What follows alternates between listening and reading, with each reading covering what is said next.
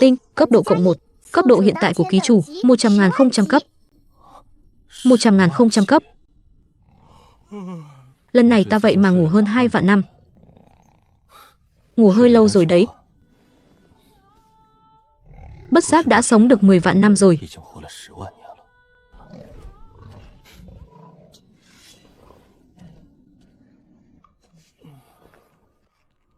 Hơn 2 vạn năm đã trôi qua. Cũng không biết thế giới bên ngoài đã xảy ra những biến hóa thế nào. Và ta lại trở nên mạnh tới mức nào rồi.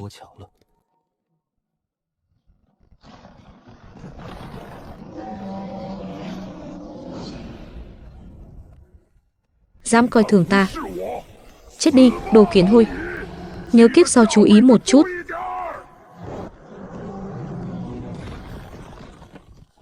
Á, đau quá.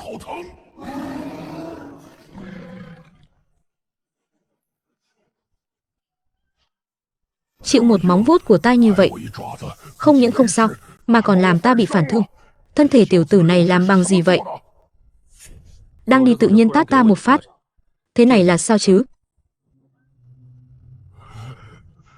Đạo hữu, hiểu lầm.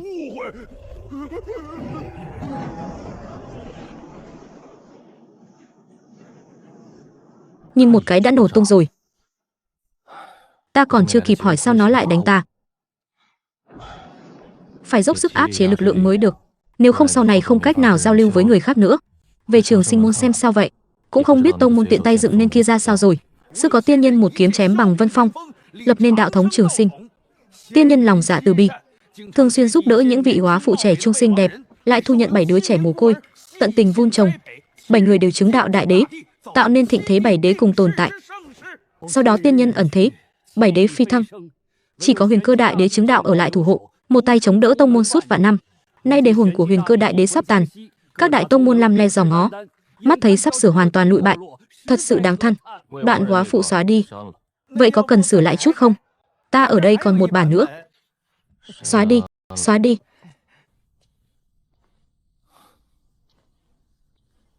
Tin đồn đã đồn thổi thành cái dạng gì rồi?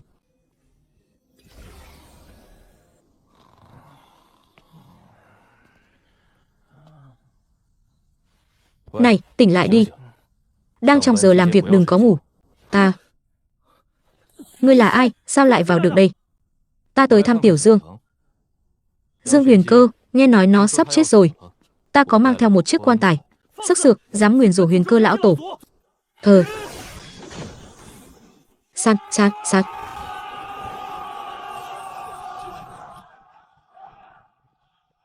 Dùng sức lên. Đánh người mà không có sức. Chân tu tiên cái gì? Ta. Năm xưa 7 tên đệ tử kia dùng ta để luyện tay. Ít nhất còn khiến ta cảm thấy ngứa. Tuế Nguyệt như dao chảm thiên kiêu. Trường Sinh than ván thở dài ngao. Trời xanh ơi, Trường Sinh môn thật sự phải hủy trong tay ta sao?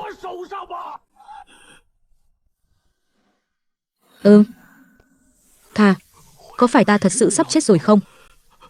Sao hình như ta lại nhìn thấy chủ nhân rồi?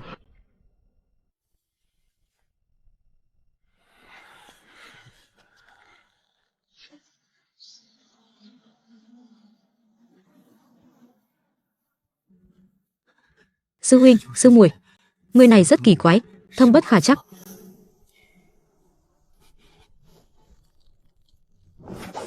Ngươi là người phương nào? Vì sao xông bừa vào Trường Sinh môn ta?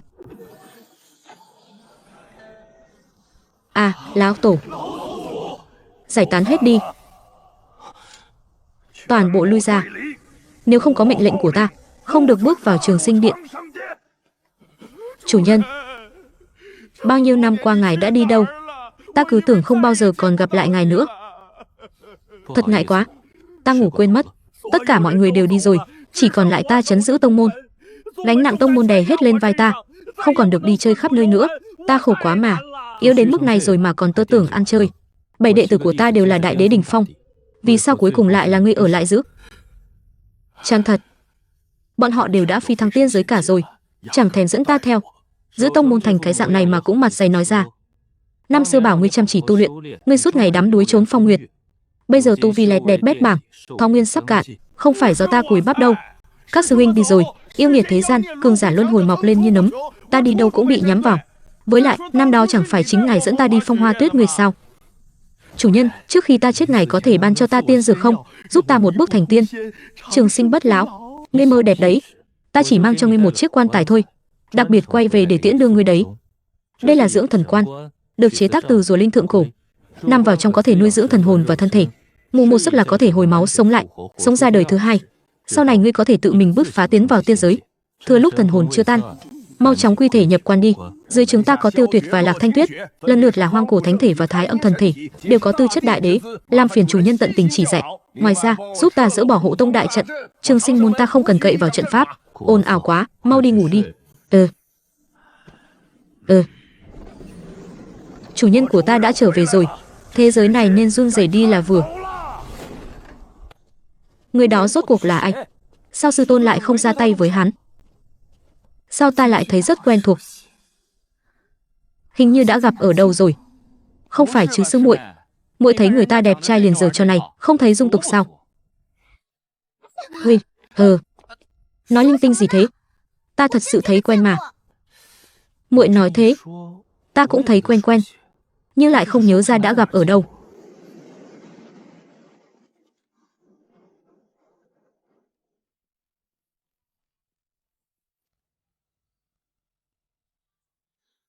Ta, không lẽ nào?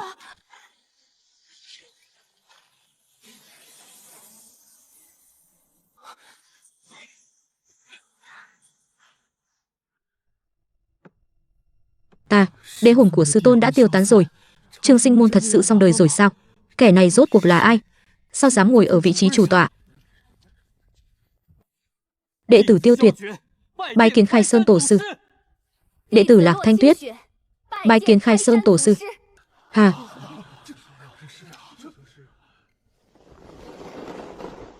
chúng đệ tử bái kiến tổ sư. Miễn lê. Xem ra cái bức tượng kia cũng không phải hoàn toàn để trang trí. Tổ sư, sư tôn người đi ngủ rồi. Thằng, sau này chuyện của Trường Sinh môn cứ nói với ta, không cần trưng ra cái bộ dạng như sắp diệt môn thế kia. Nó không chết được đâu. Hiện tại đại trưởng lão là ai? Báo cáo tổ sư, đệ tử tên Thẩm Thanh Thương. Trước đây những chuyện lớn nhỏ trong tông môn đều do đệ tử đứng ra quán xuyến, cứ vận hành như bình thường. Chuyện gì không giải quyết được mới tới tìm ta. Được rồi, ai về việc nấy đi. Sau này hai người theo ta tu hành. Dạ, tổ sư. Sau này gọi là môn chủ, đừng gọi tổ sư, nghe giống như lão quái vật vậy. Thưa môn chủ, hiện tại ngoài ngài ra, chỉ có Thẩm Thanh Thương đệ tử đây là đại trưởng lão, đạt đến thánh cảnh đỉnh phong. 5 vị trưởng lão còn lại đều ở chí thánh sơ kỳ hoặc trung kỳ. Linh mạch chẳng còn lại bao nhiêu, dược viên cũng đã giáng cấp. Chúng ta trong các đạo thống cấp thánh hiện nay đã coi như là đẹp bét bảng rồi. Lụi bại thế này thì không phải chỉ một chút xíu đâu nhỉ? Hai người năm nay bao nhiêu tuổi? Tu vi thế nào rồi? Báo cáo môn chủ, đệ tử năm nay 150 tuổi, Thanh Tuyết 142 tuổi. Tu vi của hai đệ tử hiện đều là chí tôn sơ kỳ.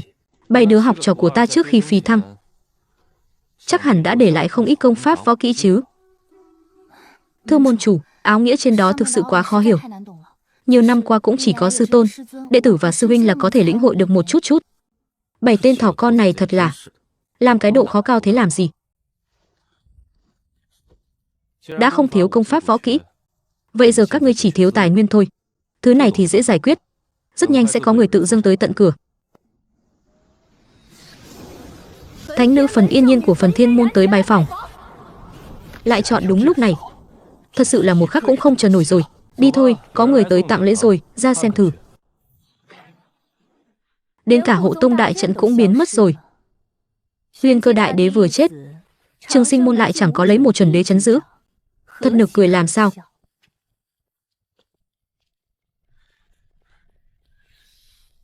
Hì hì, không biết Phần Thiên thánh nữ giáng lâm là vì chuyện gì? Hủy hôn. 2 năm trước lão tổ vì muốn thông gia đã tặng một món chuẩn đế binh làm sính lễ, chỉ cầu mong sau này bọn họ nâng đỡ đôi phần. Bây giờ đế hồn của lão tổ vừa tán, bọn họ lại dám tìm tới tận cửa hủy hôn.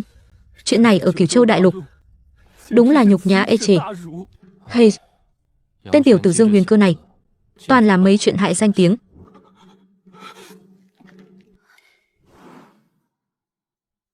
Đẹp trai quá, trên đời này lại có người tuấn mỹ đến mức này sao? Không đúng, hắn là ai? Tại sao lại ngồi trên bảo tọa của môn chủ? Hủy hôn thì không vấn đề gì, tùy các ngươi, có điều nhớ trả lại món chuẩn đế binh kia. Hừ, Trường Sinh môn đường đường là một đại môn phái, đồ tặng đi rồi còn đòi lại, không sợ thiên hạ chê cười sao? Nói thật cho ngươi biết, sính lễ này không trả. Hủy hôn mà không trả sính lễ, nói hoa mỹ đàng hoàng như vậy, chẳng phải chính là lừa đảo sính lễ sao? Món chuẩn đế binh đó cô chắc chắn không trả chứ? Không trả thì các ngươi làm gì được ta? Chẳng lẽ còn muốn đối đầu với Phần Thiên môn ta sao? Hắc hắc, không trả thì dễ giải quyết rồi. À, Trường Sinh môn các ngươi dám giết trưởng lão Phần Thiên môn ta, há lại muốn làm kẻ thù với Phần Thiên môn chúng ta sao? Hừ, kẻ thù. Làm kẻ thù của Trường Sinh môn. Các ngươi xứng sao? À.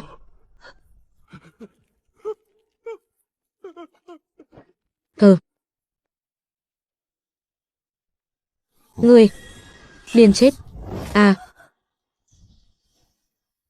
Chỉ cần cất lời nói là sẽ chết. Chỉ cần cất lời nói là sẽ chết.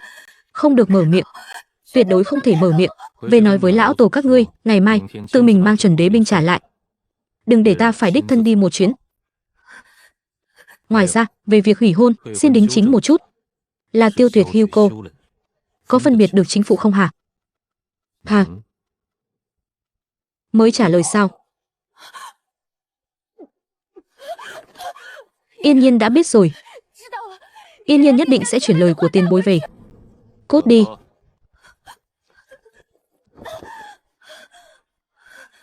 Đáng sợ quá. Quả nhân nam nhân càng đẹp trai thì càng nguy hiểm. Tổ sư thần uy, có tổ sư ở đây, Trường Sinh môn ta nhất định có thể trở lại đỉnh phong. Đa tạ tổ sư bảo hộ Trường Sinh môn. Ba vị cường giả trí thánh cảnh đều bỏ mạng trong chớp mắt. Sao có thể do một người bình thường làm ra?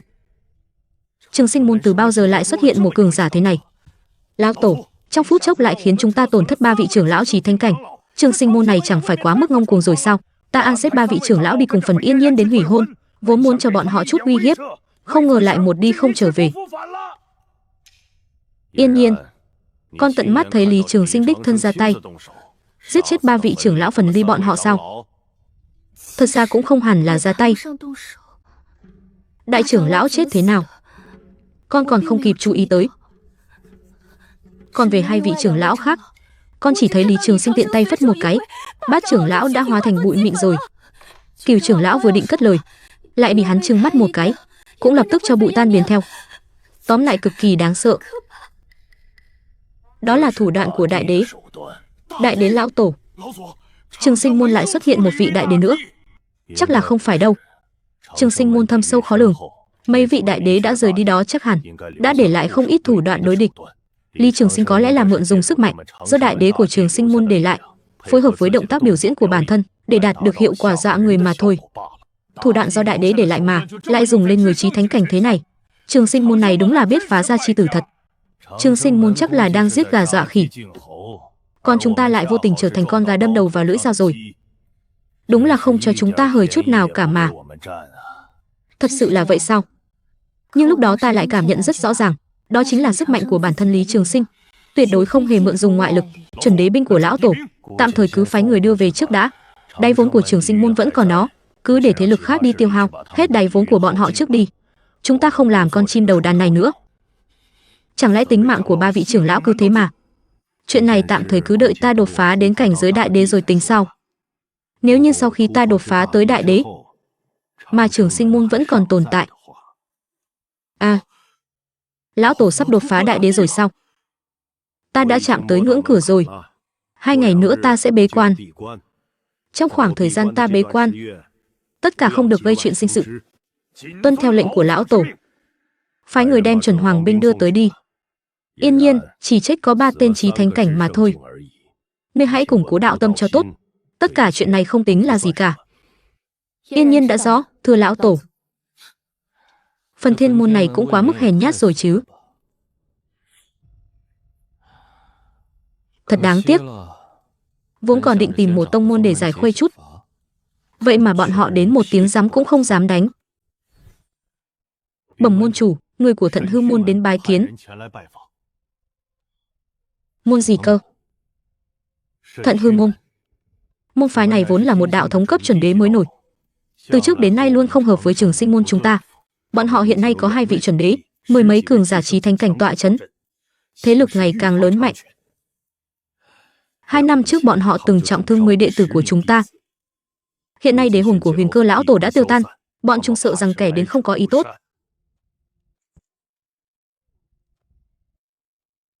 Thận Hư môn cũng biết cách đặt tên thật đấy.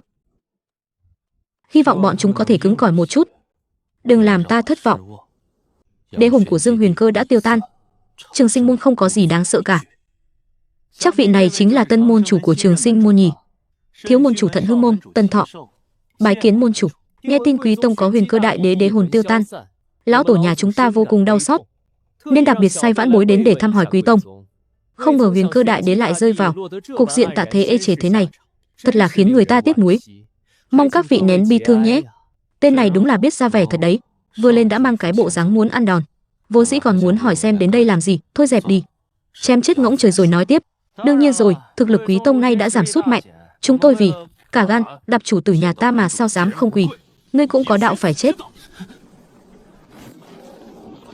Phòng Đông Dịch. Thiếu môn chủ. Hỗn xướng, đã đem thiếu môn chủ của chúng ta đi đâu rồi hả?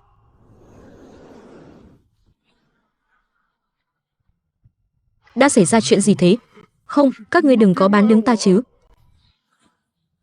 Ta hỏi ngươi đáp. Tha cho ngươi một mạng. Hả? Sức mạnh này vượt xa chuẩn đế rồi. Trường Sinh môn lại sinh ra một vị đại đế nữa sao? Đúng vậy. Đến Trường Sinh môn làm gì?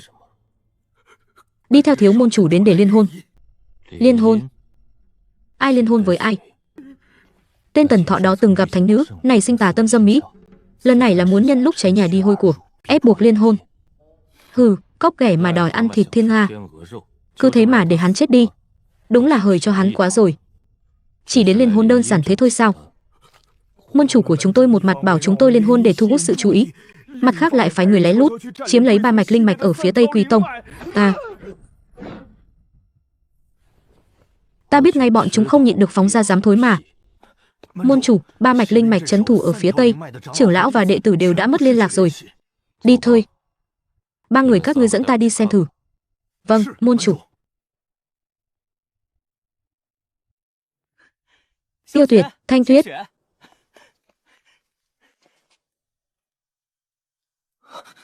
Đang chết, trên thế giới này sao lại có người anh tuấn đến thế cơ chứ?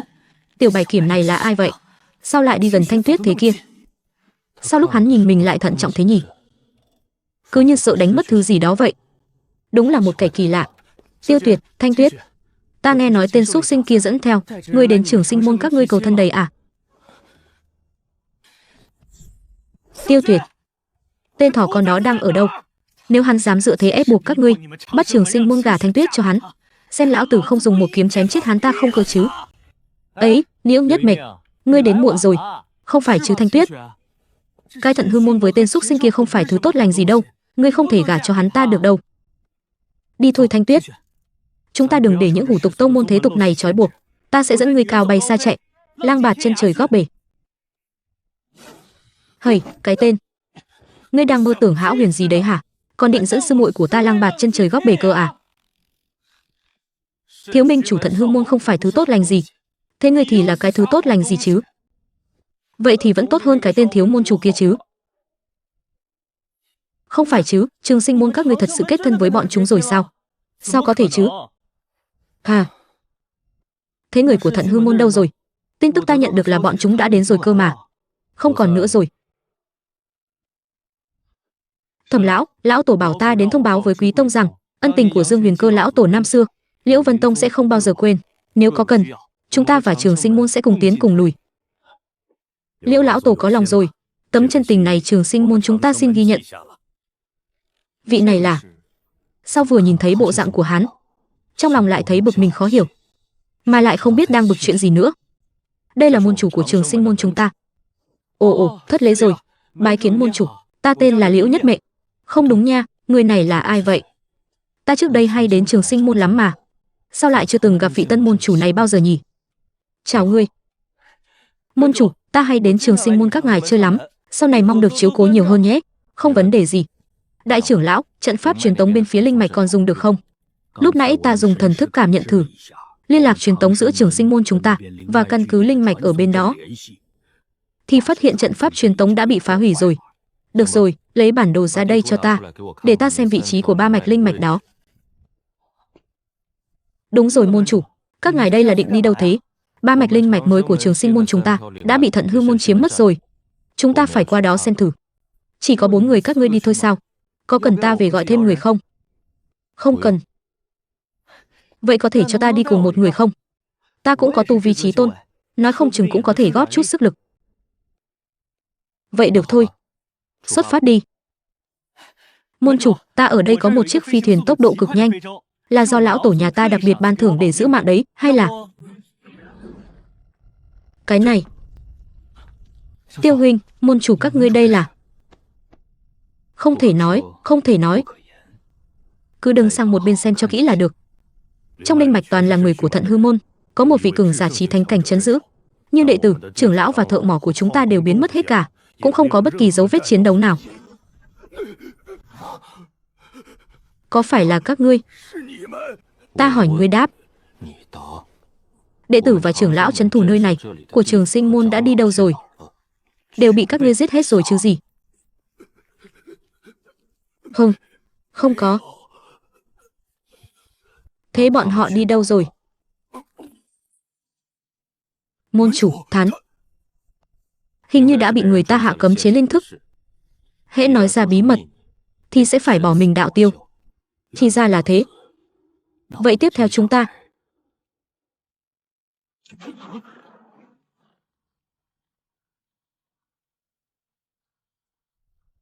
Đi thôi, qua điểm cứ điểm linh mạch tiếp theo.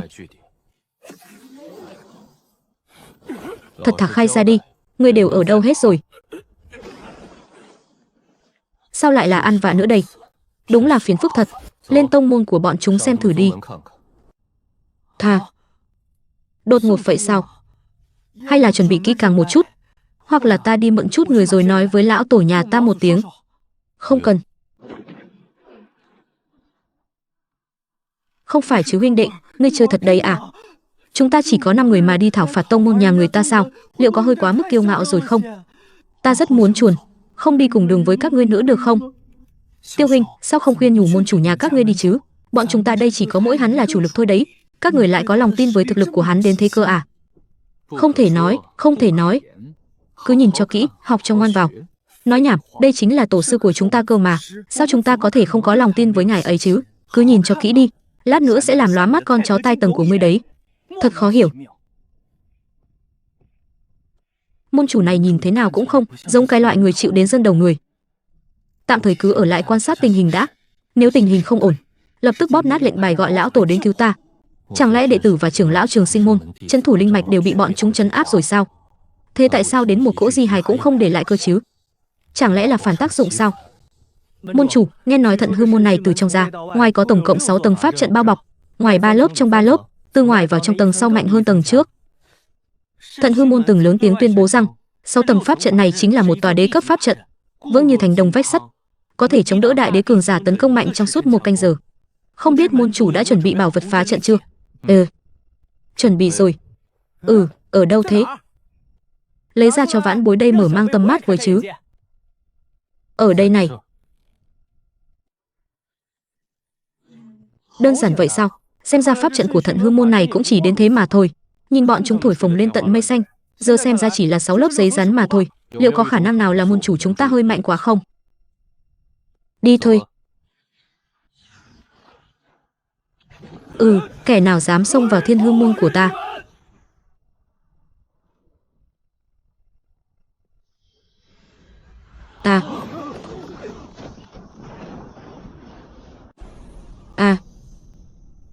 Đúng là một cách chào mừng thật đặc biệt. Vốn tưởng vào đây sẽ có một trận đại chiến, ta thậm chí còn chuẩn bị cầu cứu lão tổ rồi cơ.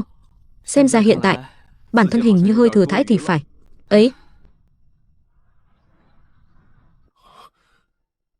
Trường sinh môn, đều đừng bay lên cao, có quái gì đấy. Ta, rốt cuộc là đã xảy ra chuyện gì thế này? Tại sao những kẻ bay lên đều phát nổ một cách khó hiểu vậy? Đừng dừng lại chứ, tiếp tục lên dâng mạng đi nào. Ha ha ha, thiếu gia ta pháo hoa còn chưa xem đã đời đâu, ha ha ha. Môn chủ trường sinh môn này đúng là mãnh quá rồi. Các vị không biết, là các ngươi. Nhìn binh khí và trang phục của người khác với những người khác, chắc là có địa vị nhất định nhỉ. Hỏi ngươi một câu, nếu trả lời được, tha cho ngươi một mạng. Hừ, khẩu khí lớn thật đấy. Không biết gác hạ là môn chủ trường sinh môn. Trường sinh môn từ khi nào lại có một vị môn chủ mạnh mẽ thế này? Cớ sao trước đây chưa từng nghe thấy bất kỳ tin tức nào? Chẳng lẽ là do trường sinh môn âm thầm bồi dưỡng ra? Đệ tử và trưởng lão trấn thủ ba đại linh mạch của trường sinh môn ta, chắc các ngươi chưa giết đâu nhỉ? Các ngươi đã đem họ đi đâu rồi? Hãy nhớ lấy, đây là cơ hội duy nhất để ngươi giữ được toàn thây. Ngươi nói cái gì? Ta không biết. Được thôi. Ngươi đã từ bỏ cơ hội giữ mạng của mình. Nếu còn không mau ra đây, thì Thận Hư môn các ngươi sắp phải giải tán rồi đấy. Không ngờ trường sinh môn lại ra một vị cường giả như ngươi. Đại đế sao? Trường sinh môn quả không hổ là ba chủ một thời của Cửu Châu đại lục. Nội hàm quả thực không phải sâu dày bình thường, lúc nào cũng vô duyên vô cớ lòi ra một vị đại đế. Xem ra hai người các ngươi chính là kẻ mạnh nhất và già nhất của Thận Hư môn rồi nhỉ. Đệ tử và trưởng lão trấn thủ ba đại linh mạch của trường sinh môn ta bị các ngươi bắt đi đâu rồi? Đánh một trận đi, ngươi thắng rồi ta sẽ nói cho. Thế thì được thôi. Ta. Cái gì? Còn cần đánh nữa không? Ly Trường Sinh hình như còn hung hãn hơn tưởng tượng của ta. Ha ha ha, các hạ quả nhiên lợi hại. Nhưng các hạ đã ra một chiêu rồi, cũng phải để ta ra một chiêu chứ. Bằng không thì e là quá bất công rồi. Chẳng lẽ tên này còn lá bài tẩy gì sao?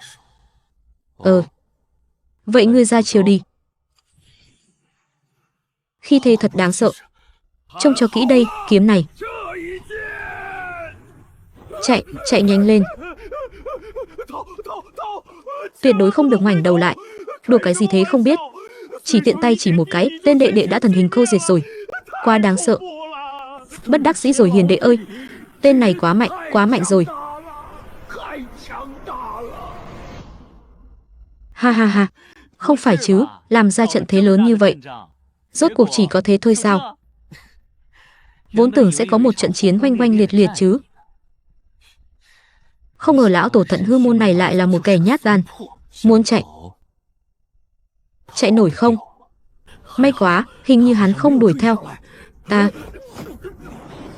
Ngươi.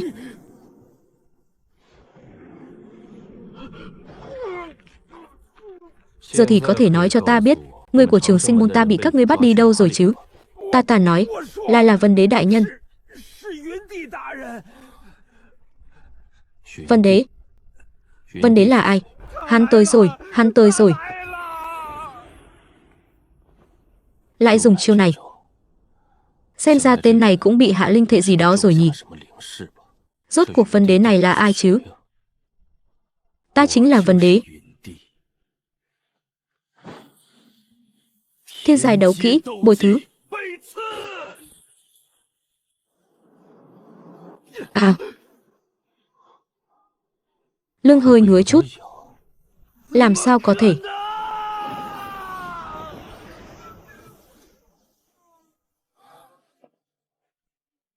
À.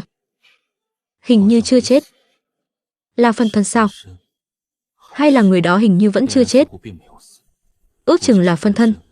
Hoặc là tu luyện công pháp niết bàn gì đó.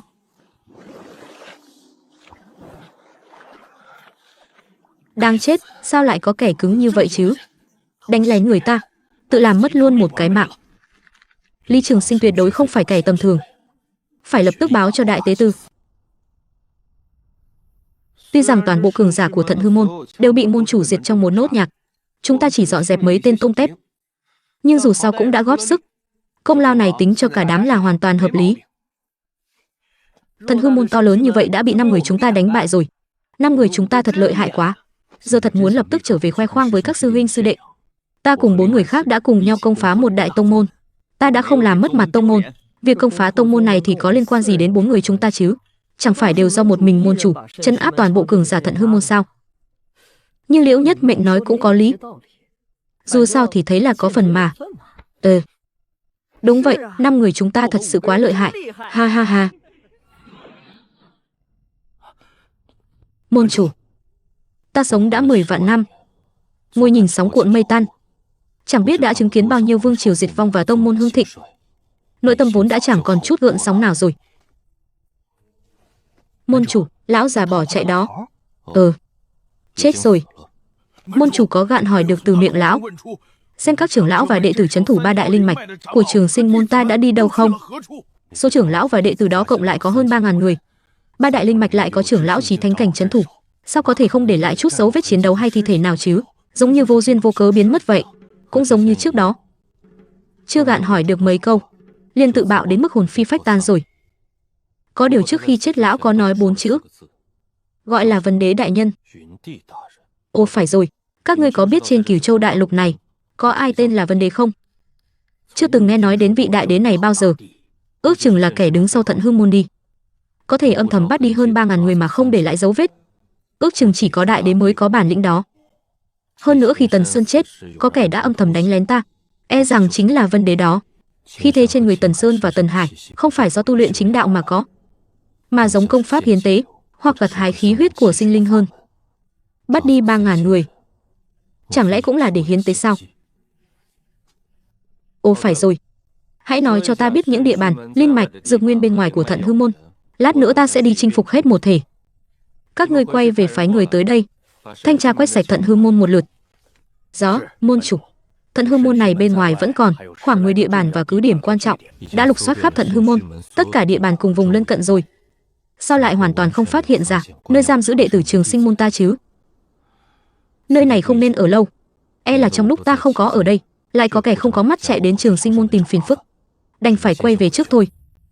Với cầu hình cường hiện tại của Trường Sinh môn, vẫn chưa đủ để phân tán nhiều người, như vậy đi trấn thủ những địa bàn đó. Phải luyện thêm ít đan dược và phù lục để nâng cao thực lực tổng thể. Ta đối với phương pháp luyện đan và phù lục của tu tiên giới vẫn luôn rất tò mò. Mấy ngón nghề học lúc rảnh rỗi ngược lại cũng có đất dụng võ rồi. Phù lục của ta chỉ cần viết chữ lôi viêm hoặc nhanh trên nguyên liệu đặc thù là có thể phát huy hiệu quả kỳ diệu. Chỉ cần nguyên liệu chịu được thì chính là hàng cao cấp. Bên ngoài nói đồ do Trường Sinh sản xuất, ắt là hàng cao cấp. Nhưng ta thực sự thắc mắc, bọn luyện đan sư và phù lục luyện chế một món đồ mà sao lâu thế nhỉ? Thực sự khó đến vậy sao? Phân phó người chuyển toàn bộ đợt dược liệu và nguyên liệu gia thú này ra Hậu Sơn. Môn chủ cứ yên tâm, đệ tử đi sắp xếp người thủ hạ chuyển đi ngay đây. Cầm lấy mấy bản đan phương và bảng phối hợp phù lục này, bảo bọn họ phân loại rồi sắp xếp lại thật gọn gàng. Cha, con muốn rời khỏi Liễu Vân Tông, gia nhập Trường Sinh môn. Thằng nhãi danh này con lại phát điên cái gì thế hả? Con đường đường là thiếu tông chủ của Liễu Vân Tông, người kế thừa tương lai cơ mà. Vì để theo đuổi Lạc Thanh Tuyết của Trường Sinh môn mà đường đường lại muốn rời khỏi tông môn sao? Chuyện này truyền ra ngoài thì thành trò cười lớn cỡ nào chứ? Cha, con thấy gia nhập Trường Sinh môn thực sự có tiền đồ hơn nhiều.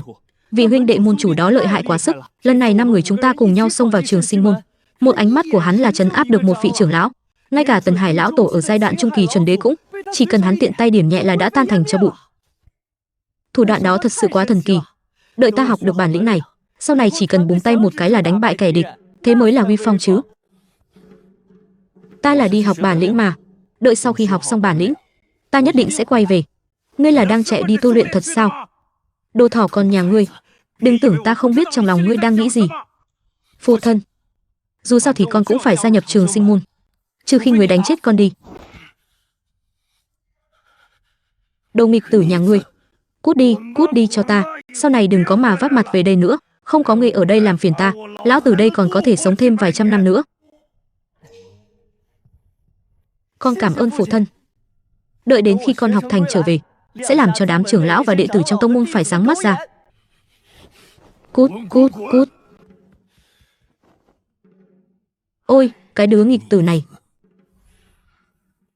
Lão tổ, sao ngài lại để Liễu Nhất Mệnh gia nhập Trường Sinh môn chứ? Vừa rồi ta đã đến Thần Hư môn một chuyến. Thần Hư môn quả thực đã bị diệt vong rồi. Cái gì? Tên tiểu tử đó nói lại là thật sao? Toàn bộ tông môn lập tức giải tán. Thần Hư môn giờ đã không còn một bóng người. Không ngờ Trường Sinh môn lại xuất hiện một vị đại đế có thực lực siêu nhiên. Lão tổ, đây chính là lý do ngài để Liễu Nhất Mệnh đi sao? Không, Trần Phong. Ngươi có biết hơn 2 vạn năm trước, các ngươi có biết Trường Sinh môn được người đời gọi là gì không? Gọi là gì? Trường Sinh Tiên môn.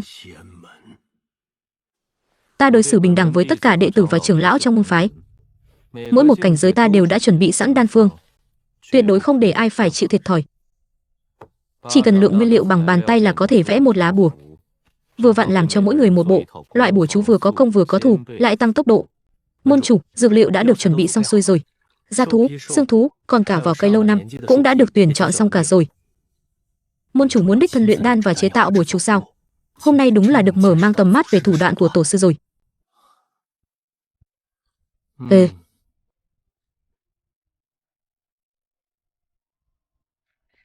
Tiêu huynh, Thanh Tuyết, môn chủ, hì hì. Ta lại tới tìm các ngươi rồi đây. Liễu Nhất Mệnh, sao ngươi lại tới nữa rồi? Sư muội đã gửi tặng hắn nhiều câu danh ngôn như vậy, mà hắn vẫn có thể kiên trì không biết mệt mỏi như thế. Nghị lực thật đáng kinh ngạc.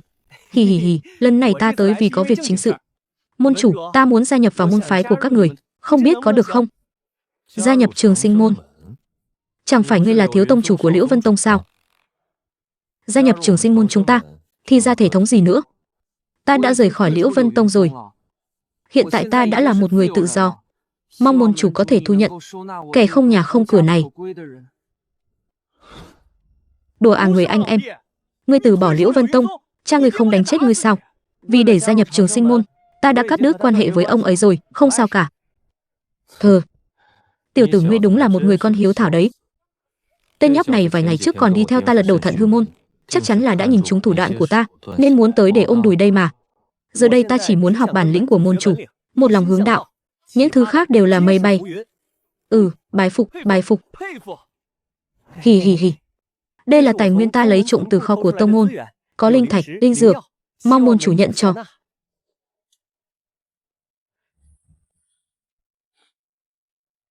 Đã thấy ngươi có lòng gia nhập Trường Sinh môn như vậy, thế thì cứ ở lại đi. Đa tạ môn chủ. Từ nay về sau, Liễu Nhất Mệnh ta nhất định sẽ vì Trường Sinh môn mà vào sinh ra tử, không từ nan. Liễu Nhất Mệnh, thế sau này ngươi không được gọi ta là sư huynh nữa rồi. Ai chà, thôi đi, chúng ta mỗi người một cách xưng hô thôi. Đúng rồi, các ngươi lấy nhiều linh dược đặt ở đây làm gì thế? Môn chủ muốn luyện đan dược, nhiều dược liệu thế này mà luyện thành đan dược thì vất vả lắm đây. Môn chủ có cần tới luyện đan công hội ở Thanh Châu thuê người không? Chỉ tốn công pha một tách trà là xong thôi mà. Không cần phải phiền phức như vậy. Dược liệu cảnh giới chí thánh tuy ít, nhưng cũng đủ cho mấy người ở cảnh giới chí thánh trong môn phái dùng hiện tại rồi.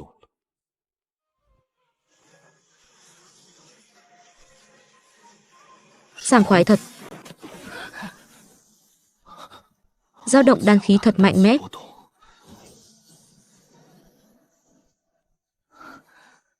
Nhanh như vậy đã luyện thành rồi sao? Thế là thành công rồi. Nhiều đan dược bát phẩm thế này, toàn bộ Thanh Châu này luyện đan sư bát phẩm cực kỳ hiếm, luyện một viên phải mất hơn nửa năm. Môn chủ tiện tay ném một cái liền được hơn 20 viên. Được rồi, là tổ sư thì không sao cả. Cái này cũng được sao?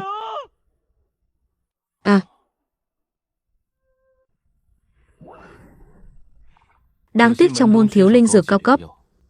Nếu không đế linh đan ta cũng có thể tiện tay bóp ra.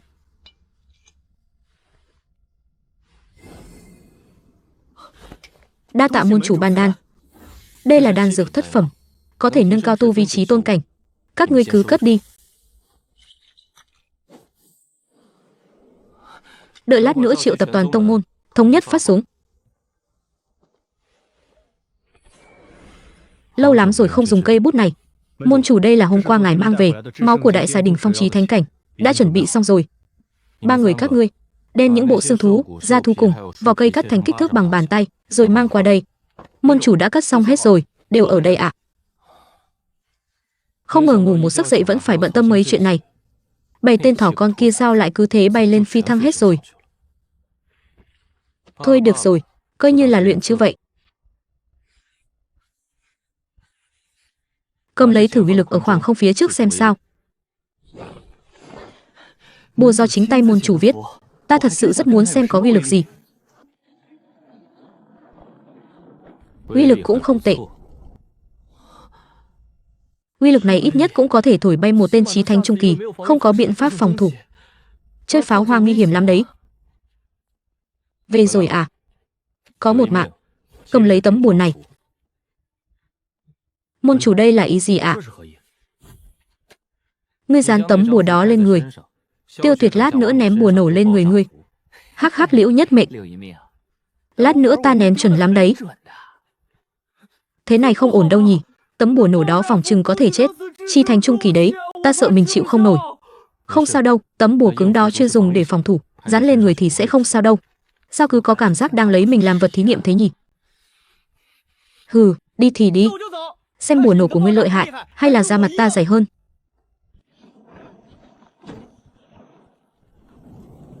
Ủa, tấm bùa phòng thủ này vậy mà thực sự chặn được cả một chút chấn động luôn.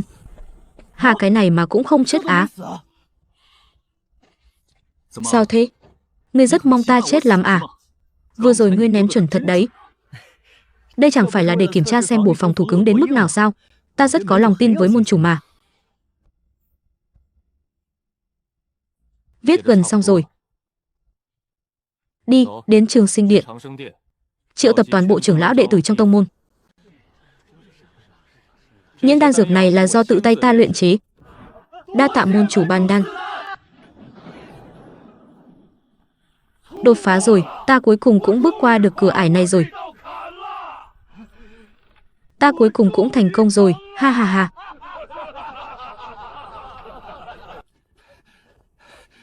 Tuy không trực tiếp đột phá ngay tại chỗ, nhưng ta đã chạm tới ngưỡng cửa chuẩn đế rồi. Cũng coi như ra dáng một chút rồi.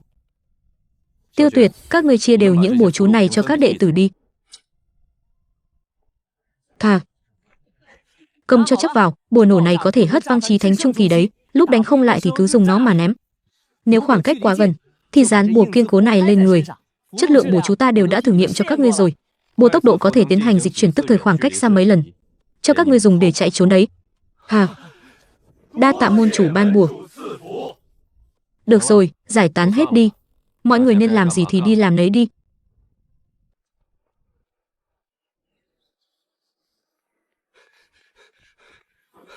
Môn chủ, vừa rồi truyền tin tới. Thanh Phong các đầu cơ vào Minh Vương Tông và chiếm đoạt dược viên của chúng ta rồi. Thanh Phong các, Minh Vương Tông. Hai cái thứ này là cái thá gì chứ? Thanh Phong các này vốn dĩ chỉ là chúng ta, nhỏ bé bên trong Thanh Châu chúng ta. Dựa vào việc giúp Trường Sinh môn chúng ta trong năm một phiến dược viên mà phát ra phô vương. Thời kỳ đỉnh cao của Trường Sinh môn năm xưa, địa bàn quá nhiều, bèn bồi dưỡng các tông môn phụ thuộc giúp đỡ trong năm điền trang linh dược. Chúng ta lấy hạt giống gieo xuống, 10 năm cống nạp một lần. Số lượng linh dược cống nạp chiếm 6 phần linh dược của một mảnh ruộng. Trong số vô vàn các tông môn phụ thuộc, phải kể đến Thanh Phong các phát triển tốt nhất. Bởi vì dưới mảnh dược điền mà họ phụ trách trông nom, có một nhúng nhỏ vạn vật thổ. Linh dược được trồng trên mảnh dược điền đó, một năm có tốc độ sinh trưởng bằng 10 năm ở những nơi khác. 10 năm liền tương đương với bảo dược trăm năm. Bởi vì dược viên đó lại có sự che chở của Trường Sinh môn chúng ta, Thanh Phong các nước lên thuyền lên, hiện nay cũng đã chen chân vào hàng ngũ thánh điện, có 5 vị cường giả chí thánh cảnh tọa chấn. Hay, ngàn năm trôi qua, cho dù chúng ta ngày càng suy vi, nhưng vẫn còn có Dương Huyền Cơ lão tổ ở đó, họ vẫn quy củ ngoan ngoãn cống nạp như cũ. Chỉ là đúng 3 ngày trước, đã đến thời gian cống nạp, nhưng bọn họ lại không cống nạp đúng hạn. Ta phái đệ tử đi hỏi cho ra lẽ. Bọn họ nói từ nay về sau tách khỏi Trường Sinh môn, bái nhập sơn môn của Minh Vương Tông, từ nay về sau sẽ cống nạp cho Minh Vương Tông. Bọn chúng còn lớn tiếng tuyên bố ra bên ngoài, nói cái gì mà bọn chúng đã khổ vì Trường Sinh môn từ lâu lắm rồi. Nói nghe cứ như thể Trường Sinh môn chúng ta chen ép bọn chúng lâu ngày lắm vậy. Hả, không những thế, bọn chúng còn ra tay đánh đệ tử mà ta phái đi thăm dò. Nếu không phải nhờ bùa chú sau môn chủ ban tặng, đệ tử đó phỏng chừng đã chẳng thể mạng sống trở về rồi. Còn về phần Minh Vương Tông, chính là đạo thống cấp đế duy nhất ở Thanh Châu hiện nay. Tông môn hưng thịnh, lão tổ của bọn chúng là Minh Đế người đã chứng đạo thành đế thành công vào 5,000 năm trước.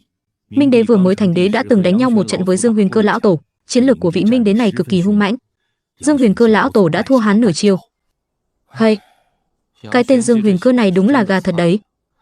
ngay cả một tên vừa mới thăng cấp đại đế mà cũng đánh không lại, còn làm bàn đạp cho người ta. Đúng là mất mặt thay cho ta mà. Đi thôi, ta đi xem Thanh Phong các này rốt cuộc là chuyện thế nào. Ba người các ngươi cũng muốn đi à? Bọn đệ tử luyện kỹ năng cũng luyện đến mệt rồi, muốn ra ngoài đi dạo một chút à?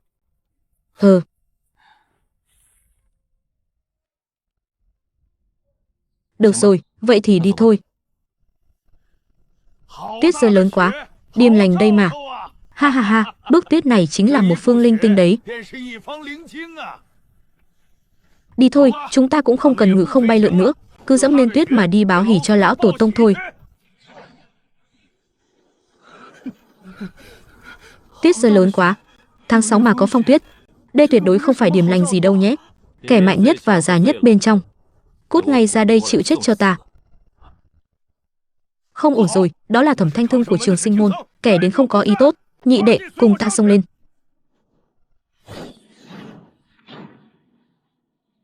Sao lại thế này? Các trưởng lão đều nổ tung xác rồi.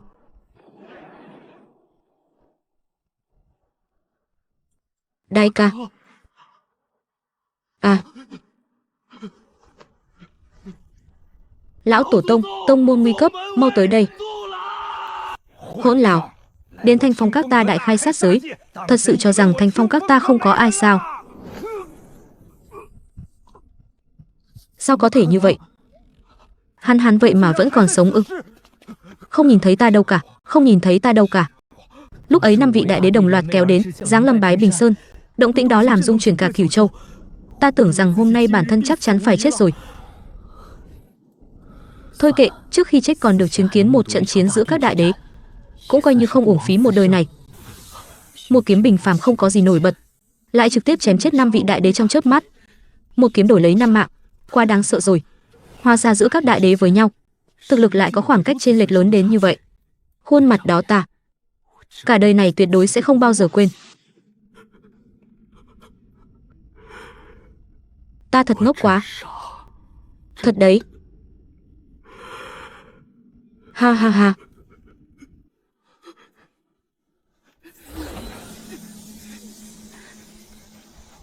À. Lão tổ tông, tông môn nguy, mau ra đây cứu lấy chúng ta. Lão tổ tông, tông môn nguy, mau ra đây. Đừng gọi ta nữa, ta không có ở đây đâu.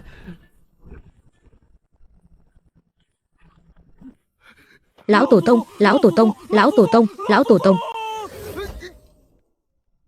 Không, xin lỗi, tín hiệu ở đây không tốt lắm. Nếu còn không chịu ra nữa, ta liền tiện tay xóa sổ một nửa còn lại của Thanh Phong các người. Sự gầy dựng của mấy chục đời người, việc kinh doanh sắp sửa hủy hoại trong chốc lát rồi.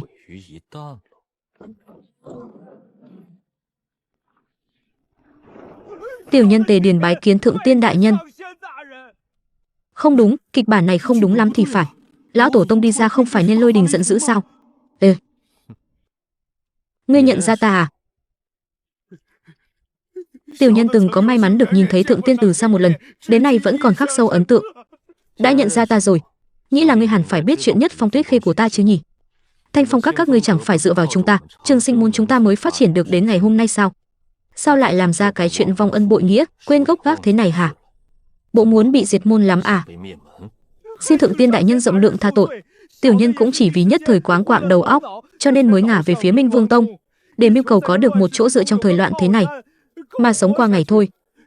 Tiểu nhân của Thanh Phong các ngả về Minh Vương Tông cũng là bất đắc dĩ.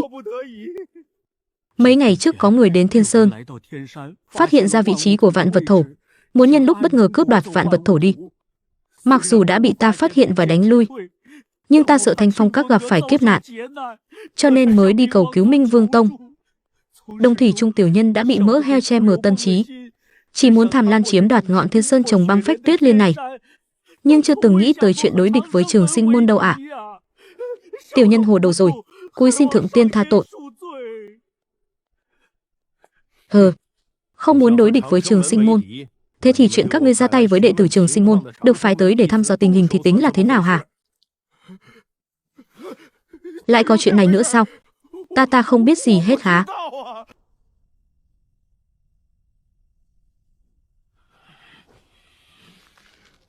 Đồ khốn nạn. Ta. Ê. Nể tình ngươi vẫn còn nhớ đến mặt mũi của ta, tạm thời tha cho nửa phần đạo thống của các ngươi vậy. Nhưng từ nay về sau, ngọn Thiên Sơn này sẽ không còn chút quan hệ nào với các người nữa. Còn nữa, hãy đem toàn bộ kho hàng thâm thủ kho, toàn bộ đưa đến Trường Sinh Môn đi, ăn bao nhiêu thì nôn ra bấy nhiêu cho ta. Vâng vâng, tiểu nhân hiểu rồi à. Đi thôi, chúng ta đi xem ngọn Thiên Sơn đó thế nào. Đi đem toàn bộ kho hàng của Thanh Phong các chúng ta đóng gói hết cho ta, dâng hết lên Trường Sinh Môn, nhớ kỹ là dâng hết đấy, không được giữ lại chút nào đâu. Ngọn Thiên Sơn này đúng là lớn thật đấy. Ta còn tưởng chỉ là một quả núi nhỏ thôi chứ. Hóa ra bên dưới vẫn còn có vạn vật tổ. Trách không được Thanh Phong các này có thể âm thầm bồi dưỡng ra được một vị chuẩn đế. Không ngờ công tác bảo mật của Thanh Phong các này lại làm tốt như vậy. Bồi dưỡng ra được một vị chuẩn đế mà không hề lộ ra một chút tin tức nào. Hơn nữa vị lão tổ tông kia vậy mà vẫn còn nhận ra môn chủ, cũng coi như là một nhân vật đấy. Đây chính là vạn vật thổ sao? Đúng rồi đại trưởng lão. Tại sao lúc ấy sư phụ do mạch của Trường Sinh Môn chúng ta phát hiện ra vạn vật thổ này mà không mang về thế à? Một mặt là vì vạn vật thổ kết nối liên tục với địa tâm ở chỗ này, mang về Bạch Viên Sơn cũng là một chuyện phiền phức. Mặt khác ấy mà, đương nhiên là vì lúc đó Trường Sinh Môn có quá nhiều đồ tốt rồi, cho nên mới trướng mắt nhúng vạn vật thổ nhỏ bé này. Vạn vật thổ này trải qua 5 tháng lâu dài hấp thụ lực lượng địa tâm, đã sản sinh ra được vài sợi vạn vật mẫu khí. Quay đầu bảo người thiết lập một trận pháp truyền tống tại nơi này, phái đệ tử bản môn đến đây tự mình trấn thủ. Vạn vật mẫu khí, đó chính là thánh vật tuyệt thế dùng để tầm bổ mệnh khí và thôi thúc sinh sôi cực đạo đế binh đấy. Trước tiên cứ đặt nó ở nơi này để tiếp tục bồi dưỡng. Đợi đến khi 3 người các con trở thành đại đế, có lẽ sẽ dùng đến đấy.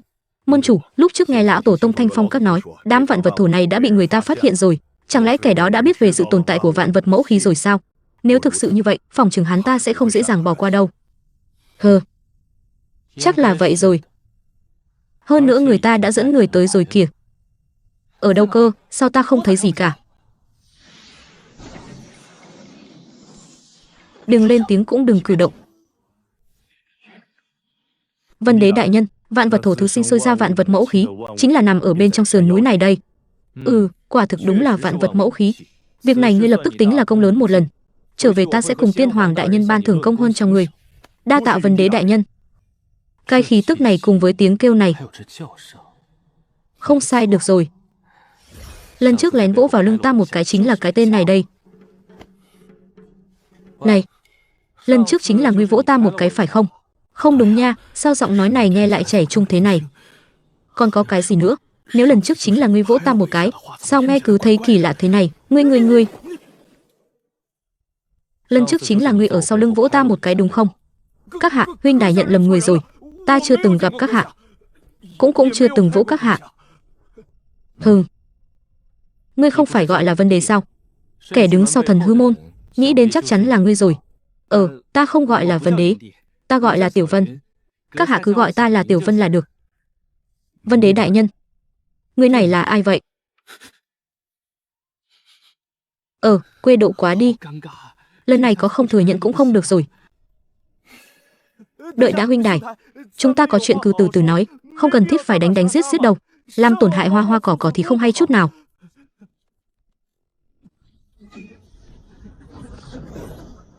Chạy, không thể quay đầu. Ta tuyệt đối không mốc đâu. Lần trước ta dốc toàn lực đánh lén hắn từ phía sau, hắn mảy may không tổn hại gì, ngược lại còn chấn chết đi một cái mạng của ta. Đầu ngốc mới đi cứng đôi cứng với hắn. Sao đột nhiên lại đi rồi chứ? Chúng ta chẳng phải đến để lấy vạn vật mẫu khí sao? Người này là ai vậy? Vân đế đại nhân hình như bị người này dọa cho chạy mất dép rồi.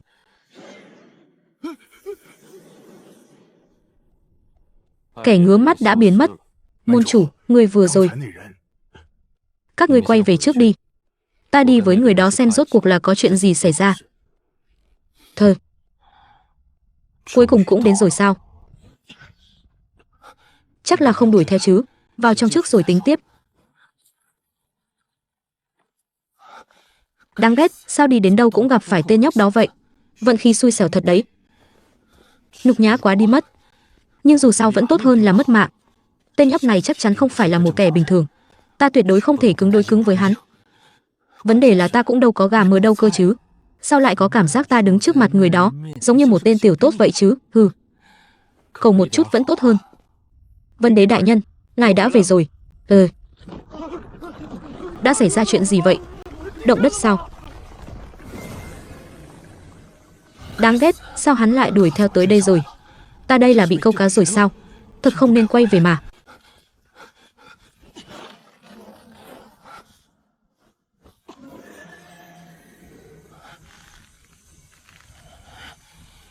Bước ta phải dùng đến bài tẩy. Vậy thì đừng trách ta nữa nhé. Thì ra là thế. Không biết bắt nhiều người thế này thì phải đi đâu để tiến hành tế hiến đây?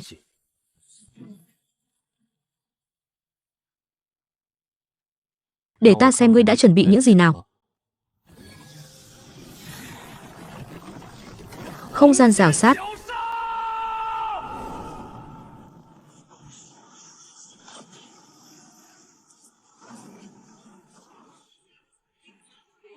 Ta cho ngươi kiêu ngạo này.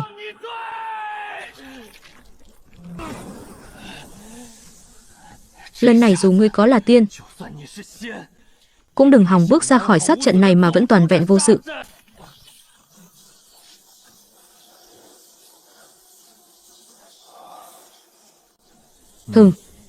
Không gian rào sát này dùng để đấm bóp thì không tồi đâu.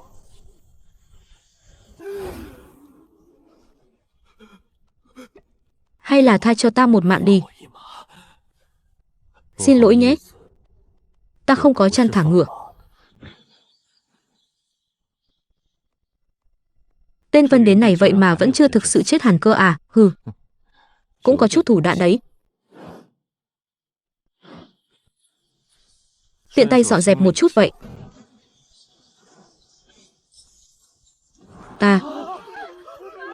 Môn chủ.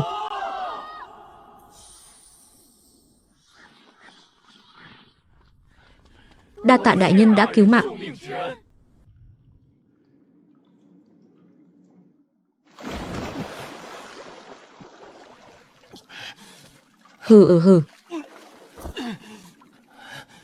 Đáng ghét, lại phí đi một cái mạng nữa rồi. Hay, 2 cái mạng cứ thế mà mất toi. Phượng Hoàng Niết Bàn Công cũng không thể giúp ta hồi sinh vô hạn được. 3 cái mạng đã dùng hết 2. Lần sau mà chết nữa là chết thật luôn đấy. Hơn nữa thực lực cũng chỉ còn lại 6 thành. Cái đại lục Cửu Châu này sao lại có loại người vượt cấp đến mức quá quát này cơ chứ? Tên đó đến cơ hội chiến đấu cũng không cho. Ngón tay điểm một cái là ta đã cho bay khói diệt rồi. Đây gọi là chuyện quái gì thế này? Vân Đế, sao ngươi lại quay về thế?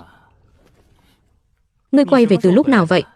Ngươi về nhà chưa từng thích đi cửa chính bao giờ à? Hắc Long, ngươi cũng đừng có cười cợt ta. Thực lực của tên đó khủng bố lắm đấy. Ngươi tốt nhất nên cầu nguyện đừng có đụng phải hắn đi.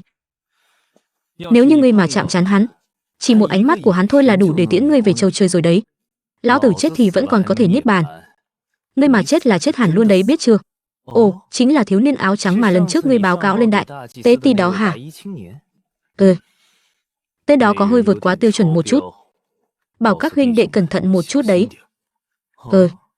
Trận chiến giữa ngươi và hắn chắc hẳn là bi tráng lắm nhỉ? Kể nghe xem tên đó có những thần thông gì nào, những đòn sát thủ nào.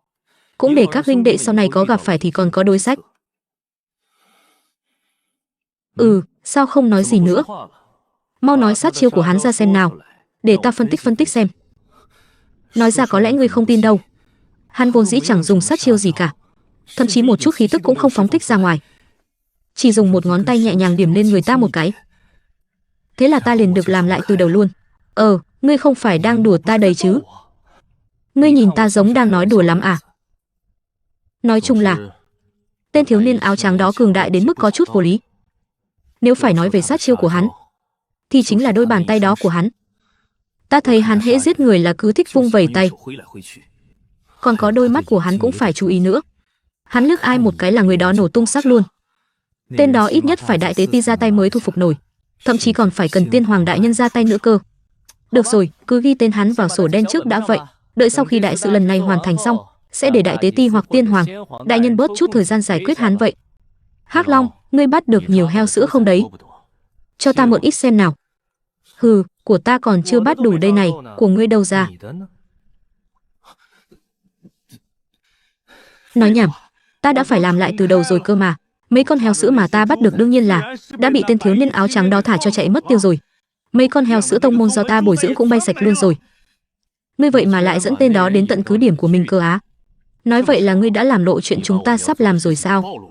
Ta chẳng phải đang trốn về cứ điểm của mình hay sao chứ? Ai mà biết được tên đó lại lén lút bám theo ta cơ chứ? Hắn phỏng chừng chỉ biết là ta bắt một đám người, chứ hoàn toàn không biết chúng ta muốn làm gì đâu. Hừ, Tiên Hoàng đại nhân sắp sửa luyện thành tiên thể đến nơi rồi, ngươi tốt nhất đừng có làm hỏng chuyện đấy. Loại chuyện này mà bị người khác phát hiện ra thì chính là kẻ địch của thiên hạ đấy. Nếu bị một đám đại đế phát hiện ra rồi liên thủ đối phó chúng ta, làm hỏng đại sự của Tiên Hoàng đại nhân, thì thủ đoạn của Tiên Hoàng đại nhân thế nào chắc ngươi cũng rõ rồi đấy. Ta biết rồi, không cần ngươi phải nhắc nhở ta đâu. Còn nữa, đại tế ti che giấu thiên cơ cho hai chúng ta, phạm vi chỉ giới hạn trong đại lục Cửu Châu thôi đấy. Ngươi đừng có vượt giới tuyến mà đi bắt heo sữa đấy nhé. Công việc thu dọn hộ sự phải làm cho thật sạch sẽ vào. Không lâu nữa là phải tiến hành nghi thức tế hiền rồi. Vào thời điểm then chốt này, tuyệt đối không được phép có dù chỉ là một chút sai sót nào. Ta biết phải làm thế nào mà. Ta cũng đã bồi dưỡng thêm mấy con heo sữa rồi đây. Cũng đến lúc có thể mang ra sử dụng được rồi. Chỉ tiếc là mấy vạn con heo sữa ở Thần Hư Môn đã bị Lý Trường Sinh hủy hoại sạch rồi. Thật sự khiến ta hận đến ngứa cả răng. Nhưng ta lại chẳng làm được gì cả. Ha ha ha. Hey, A Cường, ta còn tưởng ngươi chết rồi chứ. Sao ta nhìn sắc mặt ngươi giống như đang thất vọng lắm vậy kìa. Ha ha ha, có sao đâu, làm gì có chứ. Khoảng thời gian này ta lo lắng cho ngươi muốn chết đây này. Nào, cạn ly. Những tấm bia lĩnh ngộ này ghi lại kinh nghiệm tu hành cả đời của các đời tổ sư. Nhất định phải nắm chắc thời gian để lĩnh ngộ. Cái Trường Sinh môn này vậy mà lại thu hồi lại Thiên Sơn, nơi trồng băng phách tuyết liên rồi. Cái Thanh Phong Các này cũng quá mềm nhũn rồi chứ. Ha ha, đế hùng của Dương Huyền Cơ đã tiêu tan rồi. Người ta đến đòi lại Thiên Sơn là đưa luôn cơ à? Đúng là một đám phế vật mà. Tông chủ, băng phách tuyết liên ở Thiên Sơn dù sao cũng là một nguồn tài nguyên không nhỏ đâu. Chúng ta hừ, đang lo không có cớ để đến Trường Sinh môn một chuyến đây. Đây ngược lại là một cơ hội tốt rồi. Vừa vặn có thể mượn cơ hội này, lấy cớ vì Thanh Phong Các chủ trì công đạo, để Đường Hoàng đến Trường Sinh môn của hắn, mượn 7 tòa bia lĩnh ngộ đó quan sát một chút. Mấy tên đại đế đó đều sợ làm chim đầu đàn, nên không dám ra tay. Đã là như vậy, thì ta đây xin mạn phép nhận lấy bia lĩnh ngộ này vậy. Ha ha ha, ta đi Trường Sinh môn một chuyến đây. Dương Huyền Cơ đã tiêu tan từ lâu rồi. Mấy kẻ của Trường Sinh môn không những không suy sụp, trái lại còn có vẻ hưng thịnh phát triển nữa chứ. Trường Sinh môn bây giờ đến cả một chuẩn đế cũng không có nổi một mống.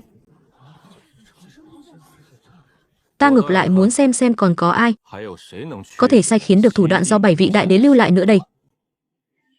Hừ, gặp bản đế mà lại không quỳ, đang phạt. Quá quất rồi đấy. Rốt cuộc là xảy ra chuyện gì thế này? Ta là ai? Đây là đâu? Tại sao ta lại phải quỳ xuống bái lại tên thiếu niên áo trắng này cơ chứ?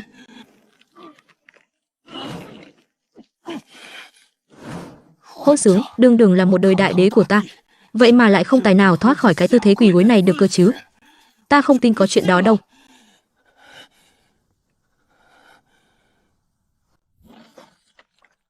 Ta đừng là một vị đại đế cường giả cơ mà. Bây giờ lại bị đè cho không tài nào động đậy nổi trước mặt một kẻ thế này ư? Cái Trường Sinh môn này rốt cuộc đang ẩn giấu sinh linh khủng bố cỡ nào vậy chứ?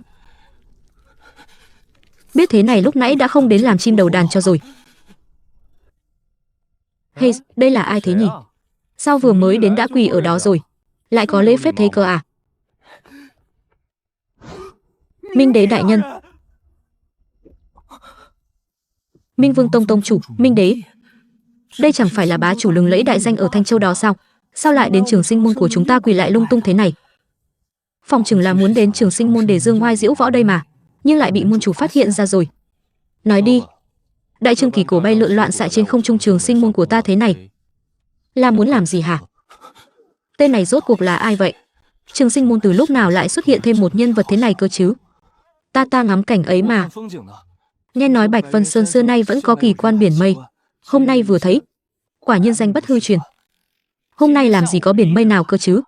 Minh đế đại nhân, ngài thật sự là đến để ngắm biển mây đầy chứ? Ồ, ta quên mất, ta đến để ngắm mặt trời cơ. Con không nói thật ra nữa, thì ta tiễn ngươi đi làm lại từ đầu luôn bây giờ đấy. Đừng, ta nghe nói Trường Sinh môn có 7 tòa bia lĩnh ngộ, vô cùng huyền ảo thâm sâu.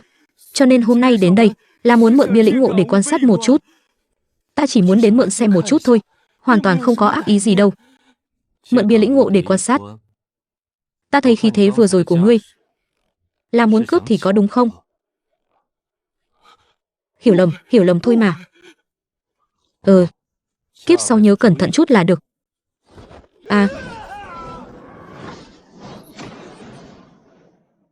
Cái đó đường là bá chủ Thanh Châu đấy, môn chủ ngầu quá đi mất. Xem ra ta rời khỏi Liễu Vân Tông để gia nhập Trường Sinh môn là đã chọn đúng người rồi. Tên Minh đến này vậy mà vẫn chưa chết thật cơ à? Sao ta ngủ liền một mạch hơn 2 vạn năm mà thực lực lại bị thụt lùi thế này nhỉ? Lần sau trực tiếp rút kiếm luôn vậy. Các ngươi ở nhà tiếp tục tự mình luyện tập kỹ năng đi. Ta đi một lát rồi sẽ về ngay. Hey, xem ra Minh Vương Tông này lành ít dữ nhiều rồi đây. Tiện tay bóp nát phân thân đại đế của ta. Đây là thực lực mà một kẻ trong chư thiên vạn giới nên có sao? Tên đó rốt cuộc là quái vật gì vậy chứ? Cái tên chết trước đó là phân thân của ngươi à? Hay là ngươi đã chết qua một lần rồi lại trọng sinh rồi? Đại nhân tham ạ. Hừ. Tại sao ta phải tha cho ngươi một mạng?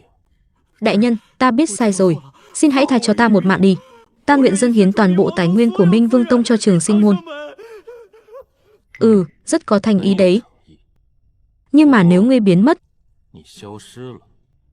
thì tài nguyên của Minh Vương Tông chẳng lẽ không cần người quản lý sao? Vậy đại nhân muốn ta phải làm thế nào mới chịu tha cho ta đây? Bây giờ là ngươi đang cầu xin ta tha cho một mạng đấy nhé. Ngươi phải tự mình nghĩ cách để đả động đến ta chứ. Sao lại thành ra bắt ta phải nghĩ thế này hả? Ta có thể làm tay đấm cho tiền bối mà. Ta đánh nhau cừ lắm đấy.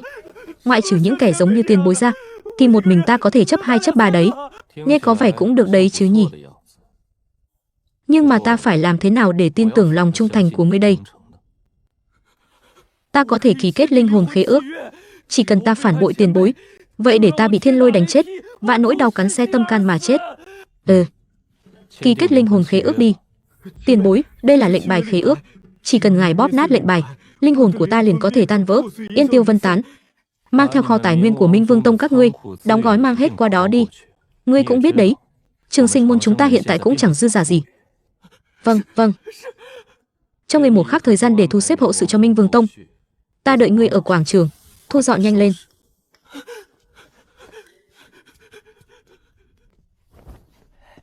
Tông chủ, nài về rồi.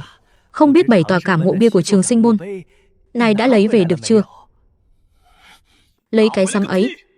Từ nay về sau, ngươi chính là tông chủ Minh Vương Tông. Ta muốn đi xa một chuyến. Tông chủ, ngài muốn đi đâu? Còn về ăn cơm không? Sao nào? Nghe ý của ngươi là rất không muốn ta trở về sao? Không nói nữa, đi đây. Đều thu xếp xong cả rồi chứ? Đều thu xếp xong cả rồi, tiền bối.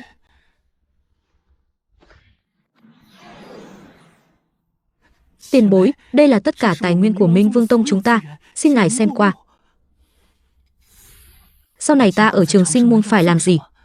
Sau này ngươi ở lại đây, giúp ta trông cửa. Trông cửa.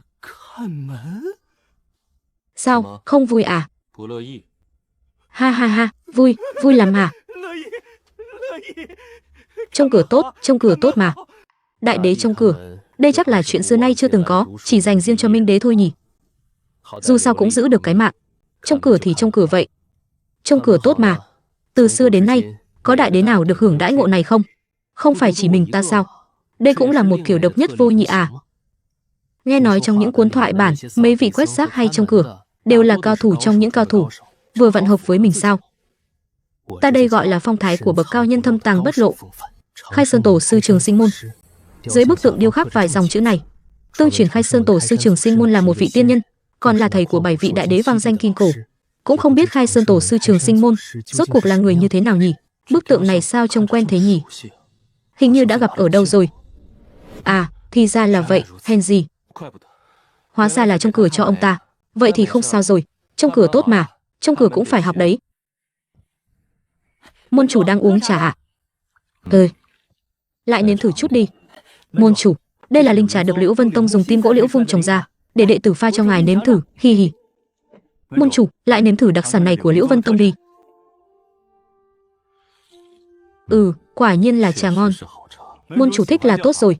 Trà cứ để đây, sau này ngài cứ thong thả mà pha uống. Ngươi cũng có lòng rồi. Có chuyện gì thì nói đi.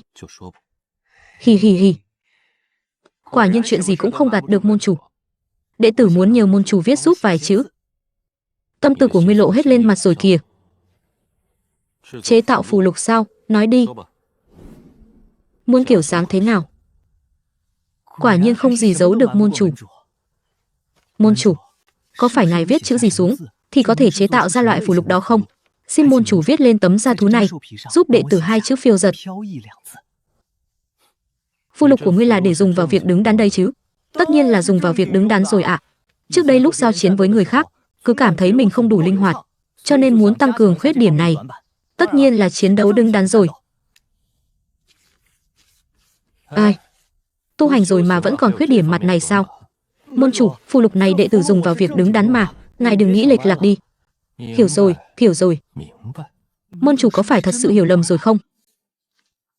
Còn mấy tấm này, giúp đệ tử viết phong hoa tuyết nguyệt. Thêm cả lôi, thổ, mộc. Chỉ vài chữ này thôi. Đây, viết xong cả rồi. Chữ đẹp quá, mấy chục tấm này môn chủ cứ viết tùy ý vậy đi. Vậy mau làm ra 3 kiểu dáng đó đi. Ngươi cần nhiều phù lục vậy làm gì? Định đi đánh nhau với ai à? Ha ha, không phải Liễu Vân Tông nghèo nàn sao? Đệ tử muốn mang về cho họ mở mang tầm mắt một chút. Được rồi, được không? Ai? Liễu Nhất Mệnh, môn chủ. Hai người đang lén lút thì thầm gì thế? Đi, qua bên kia đi. Chuyện người lớn, trẻ con không được xen vào. Bộ y phục này được đấy. Xì, Liễu Nhất Mệnh, ngươi làm bộ làm tịch gì với ta thế? Môn chủ, đệ tử về một chuyến đây. Liễu Nhất Mệnh, chẳng phải ngươi đã đoạn tuyệt quan hệ với cha ngươi rồi sao? Còn về làm gì nữa? Đoạn một nửa thôi, còn nửa tình nghĩa, không được sao? Đi.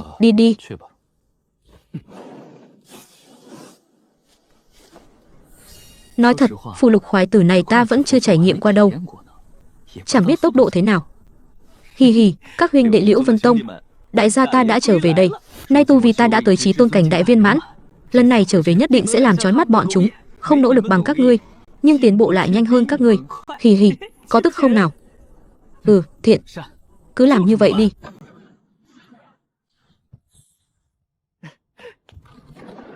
Cha, lão tổ, con về rồi.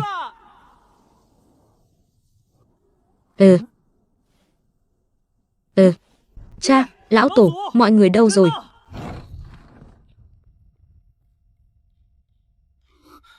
Không có ai. Hoàn toàn không có ai. Tông môn lớn như vậy, nhà mình bị trộm sạch rồi. Ai? Liễu Nhất Mệnh, chẳng phải ngươi về nhà rồi sao? Sao lại quay về nhanh thế? Môn chủ, nhà đệ tử bị trộm sạch rồi. Chuyện gì đã xảy ra? Môn chủ, trong Liễu Vân Tông không hề có dấu vết giao chiến, cũng không thấy bất kỳ một cái xác nào. Hơn 5 vạn người của toàn tông môn đều biến mất tăm hơi, giống như bốc hơi khỏi nhân gian vậy. Tình hình giống hệt như những người của Trường Sinh môn, trấn thủ linh mạch ở phía tây trước đây. Ra ngoài một chuyến, nhà mất sạch, đây là chuyện quái gì thế này? Xem ra là do tên Vân Đế kia gây ra rồi. Lần trước ta đã thả một nhóm người bị hắn bắt đi, lần này hắn bắt hết đệ tử Liễu Vân Tông đi. Chắc là để bù đắp vào chỗ thiếu hụt tế phẩm nhân mạng đó. Môn chủ, cầu ngài cứu Liễu Vân Tông. Hắn bắt nhiều người như vậy đi, chủ yếu là để mang những người đó đi tế lễ. Cho nên cha ngươi và mọi người trong thời gian ngắn chắc là sẽ không gặp nguy hiểm đến tính mạng đâu. Đây cũng coi là một tin tốt, cho nên đừng quá nóng vội. Hiện tại chủ yếu là phải làm rõ Vân Đế sẽ đi đâu.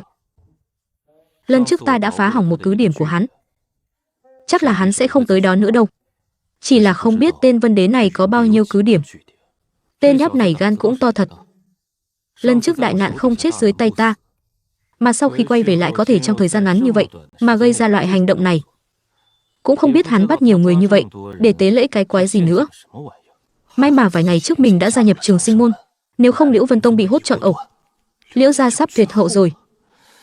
Ai, Hồ Tư loạn tưởng cái gì thế? Đây không phải là vẫn chưa xác định sao?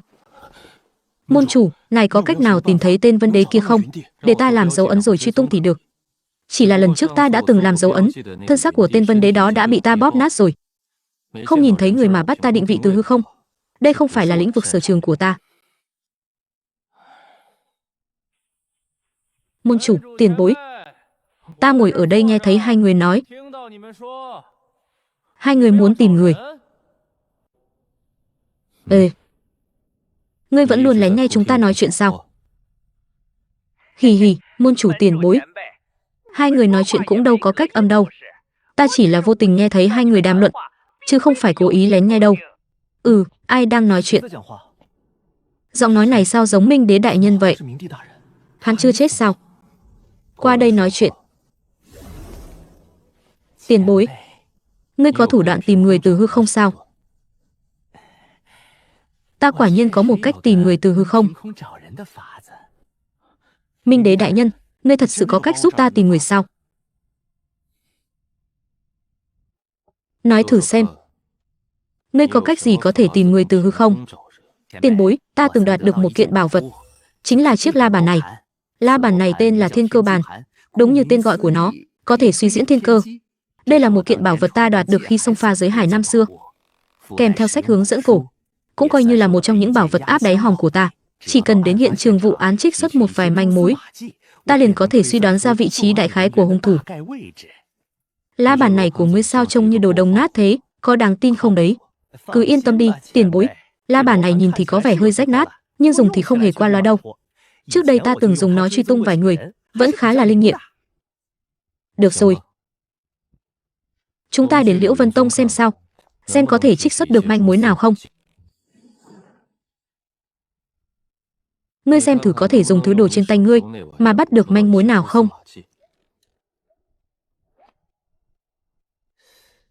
Không hề cảm ứng được chút gì cả. Không nên như vậy mới đúng. Quảng trường Liễu Vân Tông các ngươi bình thường không có ai sao? Quảng trường này bình thường đều có đệ tử luyện tập mà. Ngươi chắc là thứ này thật sự đáng tin chứ? Không nên là không cảm ứng được chút dấu vết nào chứ? Không cảm ứng được chút manh mối nào. Vậy chỉ có một nguyên nhân thôi. Là đối phương có thủ đoạn cố ý che giấu thiên cơ. Tên Vân Đế kia bắt người chủ yếu là mang đi tế lễ. Loại chuyện không thể để người ngoài biết này đương nhiên phải che giấu một chút. Nếu không bị người khác phát hiện, chẳng phải là người đòi đánh sao? Đối phương nếu cố ý che giấu thiên cơ, la bàn của ngươi còn dùng được không? Dùng được đáy ra nó. Xem ra chỉ có thể tung chiêu cuối thôi. Wow.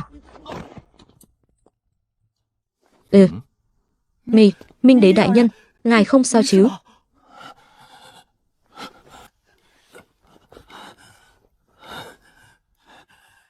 Tiền bối, đối phương có một thủ đoạn che giấu thiên cơ rất lợi hại. Với tạo nghệ thiên cơ thuật hiện tại của ta, không phá giải được sự che giấu thiên cơ của đối phương.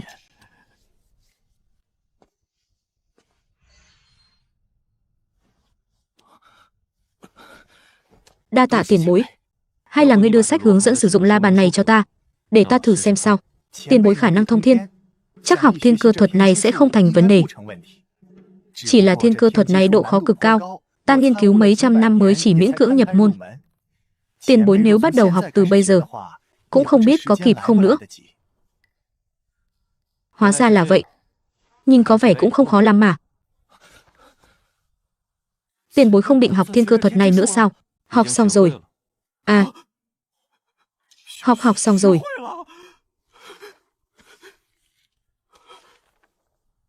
Thiên cơ thuật này thật sự dễ dàng đến vậy sao? Đưa la bàn đó cho ta xem nào.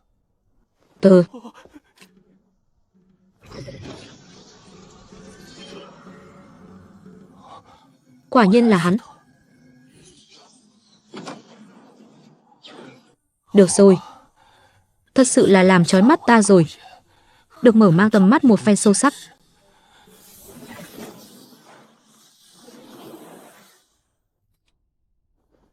Thứ này dùng cũng khá tốt đấy.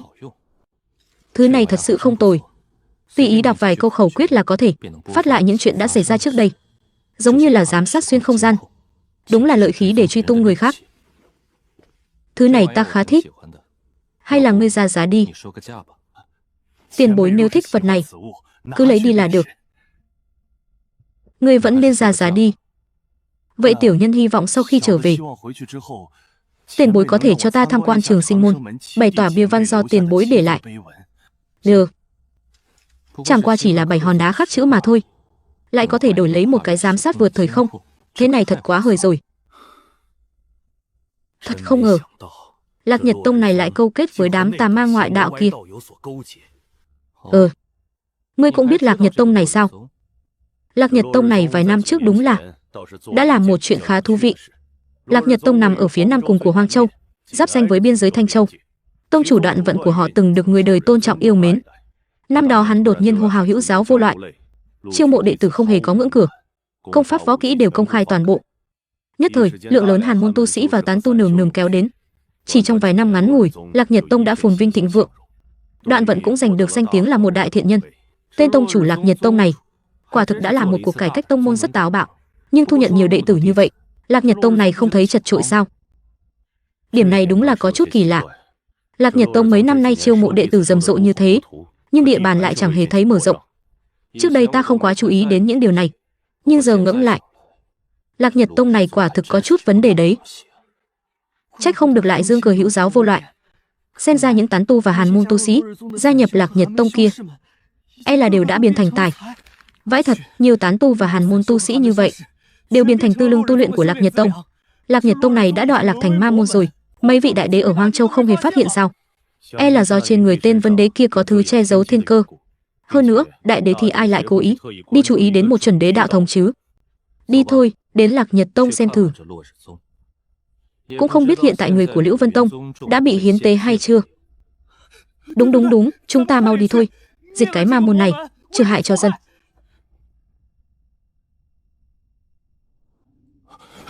Thế này không tốt lắm đâu. Hừ, tông chủ, ngươi cũng không muốn nhìn Lạc Nhật Tông cứ mãi bình thường như thế này chứ? Vậy thì thử một lần xem sao. Chuyện gì thế này? Cảm giác này là thứ trước đây khi đả tọa tu luyện chưa từng đem lại cho ta. Tốt quá rồi. Cuối cùng cũng gom đủ số người. Thời gian này phải tranh thủ tận hưởng thôi, không ra ngoài quậy phá nữa, tranh chạm mặt tên thanh niên áo trắng kia. Thế này mới gọi là cuộc sống chứ. Trước đây toàn bận bịu quậy phá, suýt nữa quên mất cách tận hưởng rồi. Động tĩnh này hình như là đại trận bị người ta tông phá rồi, hỏng bét.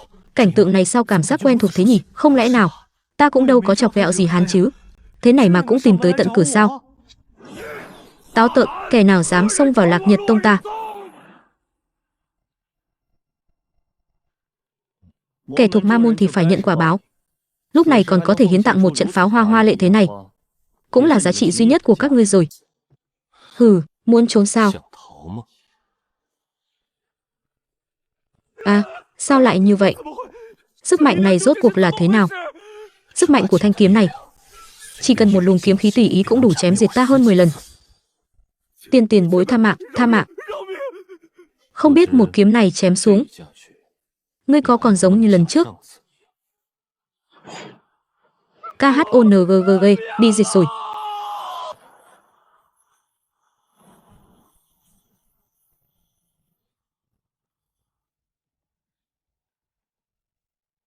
Xem ra thanh kiếm này có thể không dùng thì tốt nhất đừng dùng, qua phá hoại môi trường rồi.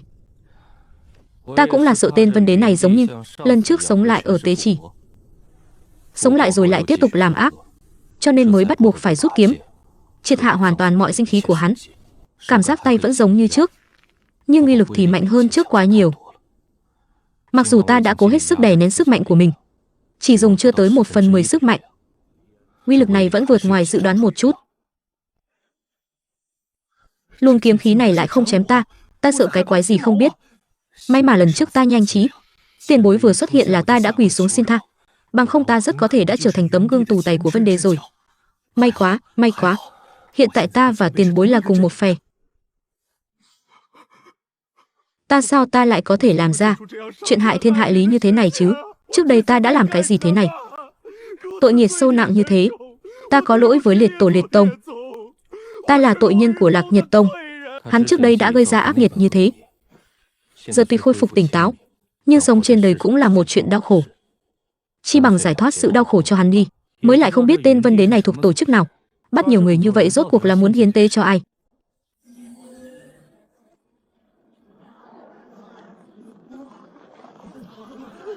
Trời ơi, bên trên nứt ra rồi. Có ánh sáng chiếu vào rồi. Cha ơi, lão tổ, các trưởng lão, con tới đây.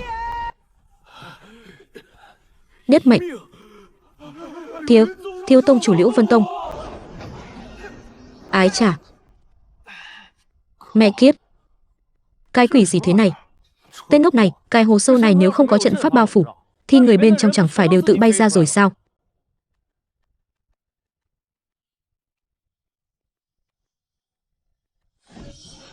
Mang. Khắc khắc khắc.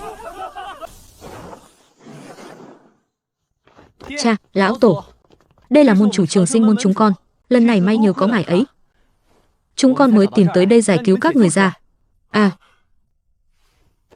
Đa tạ ơn cứu mạng của tiền bối. Chút sức mọn mà thôi.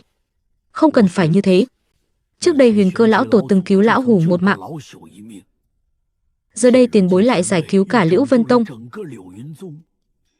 Ân tình của Trường Sinh môn, Liễu Vân Tông không sao báo đáp nổi. Sau này nếu tiền bối có chỗ cần dùng đến Liễu Vân Tông chúng ta, xin cứ đánh tiếng một câu. Toàn thể Liễu Vân Tông trên dưới nhất định nhảy vào nước sôi lửa bỏng, không từ nan. Dưới đại đế đều là kiến hôi, một chuẩn đế như ta đối mặt với tên đại đế, ta tôn đó lại chẳng có chút sức phản kháng nào. Lần này nếu không có nhất mệnh dẫn tiền bối tới, Liễu Vân Tông e là khó thoát một kiếp. Nghe Thẩm Thanh Thương nói, Liễu Vân Tông xưa nay vẫn là bằng hữu với Trường Sinh môn, bằng hữu tiện tay giúp đỡ mà thôi, không cần phải coi trọng quá như vậy. Tiền bối, lão hủ có một thắc mắc nhỏ, liệu có thể hỏi tiền bối một câu không? Ồ, câu hỏi gì? Mạn phép hỏi tiền bối, ngài có phải là chủ nhân của Huyền Cơ lão tổ? Sao thế? Ngươi biết ta? Quả nhiên, không ngờ lại đúng là Khai Sơn tổ sư của Trường Sinh môn. Huyền Cơ lão tổ từng nhắc tới tiền bối với lão hủ. Ngài ấy nói chủ nhân của ngài ấy là người đẹp trai nhất và mạnh nhất thế gian, chỉ cần nhìn thấy là sẽ biết ngay là ai. Hôm nay nhìn thấy tiền bối liền nhớ lại những lời này. Không ngờ lưu thủ kiên ta trong đời lại có thể kiến diện một vị đại năng như tiền bối, thật đúng là tam sinh hữu hạnh. Tên nhóc này ở bên ngoài cũng biết khéo ăn khéo nói đây chứ. Tiền bối, không biết Huyền Cơ lão tổ có phải đã thật sự tọa hóa? Hắn chỉ là ngủ một giấc mà thôi. Hóa ra là vậy. Thế thì chỉ đành đợi ngài ấy tỉnh giấc, rồi sau đó tới thăm ngài ấy vậy. Dương Huyền Cơ lại còn sống sao? Trước đây đế hồn đã ảm đạm đến mức sắp toi mạng rồi, không ngờ lại sống sót được, thật là dai sức. Nhưng mà có tiền bối ở đây, cũng hợp lý thôi. Minh đế đại nhân, hóa ra ngài cũng ở đây sao? Cái gì? Hóa ra nãy giờ ngươi coi ta như không khí à? Ta còn tưởng ngươi không nhận ra ta nữa cơ đấy. Đúng vậy. Một vị đại đế tà tu bắt người muốn tiến hành hành vi hiến tế đó. Chuyện này xảy ra ở trong cảnh giới Thanh Châu. Bổn đế tự nhiên sẽ không dương mắt đứng nhìn, cho nên mới cùng tiền bối qua đây, trừ ma vệ đạo. Đế đại nhân thật cao nghĩa. Mọi người đều không làm sao rồi? Vậy thì trở về thôi.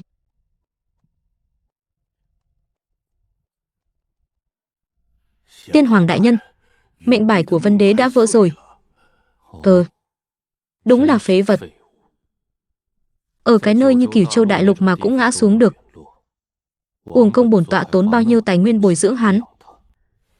Quả thực là một phế vật. Tuy nhiên theo sự ngã xuống của Vân đế, e là đám heo giống trong tay hắn đã đi tông rồi. Ngay hiến tế đành phải rời ra sau một thời gian. Thành sự thì có hạn, bại sự thì có thừa. Mau chóng phái người lấp đầy lỗ hổng heo giống đó. Hơn nữa điều tra xem là kẻ chán sống nào đã vô tình phá hỏng chuyện tốt của bổn tọa. Vân đế dù sao cũng là một con chó do ta nuôi, tiện thể phái người giúp hắn báo thù đi. Vâng, thuộc hạ đi tra ngay. Ồ, đối phương vậy mà cũng tu luyện thiên cơ thuật. Chuyện này đúng là có chút thú vị. Nhưng mà đòi đọ thiên cơ thuật với lão phu, đúng là múa rìu qua mắt thợ.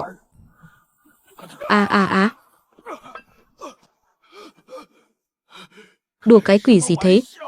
Chỉ nhìn một cái mà đã nổ tung sao? Đây là lần đầu tiên ngươi nhìn lén người khác mà phải chịu phản phệ lớn tới mức này đấy. Thiên cơ thuật của người đó ở trên ta. Tạo nghệ thiên cơ thuật của hắn đã đạt tới cảnh giới cao nhất, có thiên cơ hộ thể. Ước chừng trong cả chư thiên vạn giới, không ai có thể đạo lại hắn. Ồ, ta nhớ ngươi từng nói, cảnh giới cao nhất của thiên cơ thuật vốn đã thất truyền. Trong chư thiên vạn giới này, vốn không có ai có thể tu luyện nó tới tầng thứ cao nhất. Người đó e là hỗn độn thiên cơ thể trong truyền thuyết. Đồn rằng thể chất này ứng với thiên cơ mà sinh, về sau thậm chí có thể suy diễn cả thiên đạo giới này. Kẻ này e là một hiểm họa lớn. Nếu không trừ khử, về sau rất có thể hắn sẽ suy diễn ra chúng ta đang làm gì. Nếu để hắn tính ra chúng ta đang làm gì, làm động tới 3 người ở thiên đình thì e là đi một chuyến tới Minh Phủ, mời sát thủ cấp thiên ra tay, nhất định phải trừ khử kẻ đó. Tuy rằng không thể dùng thiên cơ thuật, nhưng kẻ đó ngươi chắc hẳn có cách điều tra ra là ai chứ. Yên tâm đi, phương pháp muốn điều tra một người thì có rất nhiều. Thiên cơ thuật chẳng qua chỉ là cách tiện lợi nhất mà thôi. Hơn nữa Vân Đế từng nhắc tới người đó với ta. Vân Đế nói người đó là một vị thanh niên, ngoại hình vô cùng đẹp trai. Đây là đặc điểm rõ ràng nhất của hắn. Vậy ngươi đi xử lý đi.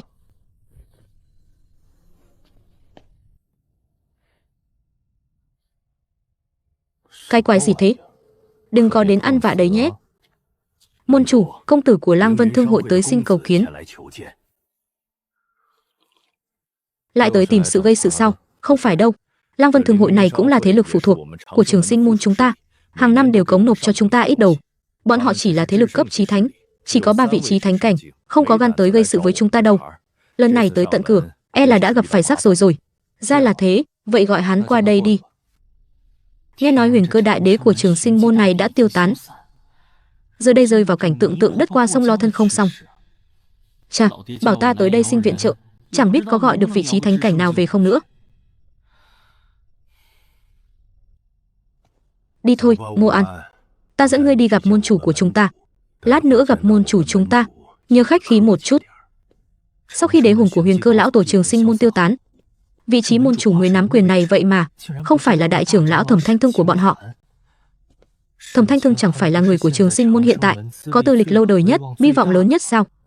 Chẳng lẽ Trường Sinh môn này còn có ai dữ dội hơn ông ta? Môn chủ, người đã dẫn tới rồi. Ngươi xuống làm việc đi.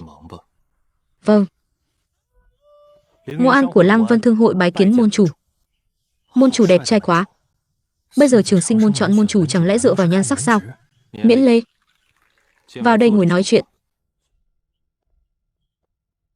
Môn chủ, đây là một chút tấm lòng của Lăng Vân Thương hội chúng con, mong ngài vui lòng nhận cho. Cũng biết điều đấy chứ. Vừa lên đã tặng đồ rồi. Xem ra Lăng Vân Thương hội này thực sự gặp phải rắc rối rồi, cần Trường Sinh môn ra tay giúp đỡ. Ha ha ha, không cần căng thẳng. Nói đi, tới Trường Sinh môn là vì chuyện gì? Môn chủ, lần này con tới Trường Sinh môn chủ yếu là tới xin viện trợ. Chào. Lăng Vân Thương hội các ngươi muốn cùng ai quyết chiến sao? Hề hề. Thực ra cũng không nhất định phải ra tay, chỉ là muốn mời vài vị trí thánh của Trường Sinh môn, tiền bối tới Lăng Vân Thương hội tọa chấn một chuyến. Những năm gần đây, cùng với sự phát triển của Lăng Vân Thương hội, địa bàn của thương hội tại khắp Thanh Châu đã mở rộng không ít ở một số thành phố lớn. Có mở rộng ắt sẽ có xung đột. Chúng ta đã xảy ra xung đột với Tứ Hải Thương hội, cùng đẳng cấp. Tứ Hải Thương hội ban đầu chỉ sai người đến quấy rối trong phường thị, về sau càng lúc càng dữ dội. Vì địa bàn của một thành phố mà trực tiếp công khai đập phá. Sau khi náo loạn đến mức lưỡng bại câu thương, hai bên muốn giải quyết thông qua đàm phán, nhưng lại sợ hỏa bính. Cha ta mới sai ta đến, xem có thể mời vài vị trưởng lão cảnh giới chí thánh tới tọa trấn không. Ta biết rồi. Đàm phán khi nào bắt đầu? Ở địa phương nào? 3 ngày sau, tại Trạch Vân Tiên Thành. Đúng rồi môn chủ, Trường Sinh môn các ngài có thể cử ra mấy vị trưởng lão chí thánh cảnh qua đó giúp đỡ, nhân số không quan trọng. Yên tâm đi, Trường Sinh môn chúng ta sẽ giúp. Lăng Vân Thương hội các ngươi dàn xếp ổn thỏa chuyện này. Về bảo cha ngươi, cứ để ông ấy yên tâm kê gối cao đầu đi. Vậy thì đa tạ môn chủ. Môn chủ yên tâm, sau khi xong chuyện, Lăng Vân Thương hội chúng ta nhất định sẽ trọng tạ. Giúp các ngươi chủ yếu là để cho các ngươi biết, một khi Lăng Vân Thương hội đã là thế lực phụ thuộc của Trường Sinh môn chúng ta, thì có Trường Sinh môn ở đây, sẽ không có ai dám bắt nạt các ngươi nữa. Ồ, Ngô An, sao ngươi lại ở đây? Liễu thiếu, sao huynh cũng ở đây? Sao thế? Các ngươi quen biết nhau à? Có chút giao tình với tiểu tử này. Đúng rồi Ngô An, ngươi đến Trường Sinh môn chúng ta làm gì? À, Liễu Nhất Mệnh ngươi không phải là thiếu tông chủ của Liễu Vân Tông sao? Từ lúc nào biến thành người của Trường Sinh môn thế? Ồ, bây giờ ta đã gia nhập Trường Sinh môn rồi. Ha ha ha. Đã môn chủ chúng ta nói giúp các ngươi, nhớ chuẩn bị sẵn rượu ngon là được. Rõ rồi, rõ rồi. Môn chủ, lời đã truyền xong. Vậy vãn bối xin cáo từ. Hy vọng khi môn chủ phái người tới trấn áp hâm dọa, có thể đi trước một ngày, để Lăng Vân Thương hội tiện bề tiếp đón chu đáo. Ê! Môn chủ, lần trước đệ tử nói với ngài nơi có hội yêu mèo yêu, chính là Trạch Vân Tiên Thành nơi bọn họ sắp đàm phán đó. Suốt ngày ở trong tông môn cũng khá nhàm chán. Đến đó xem thử cũng không tệ. Coi như ra ngoài khuây khỏa tâm trí.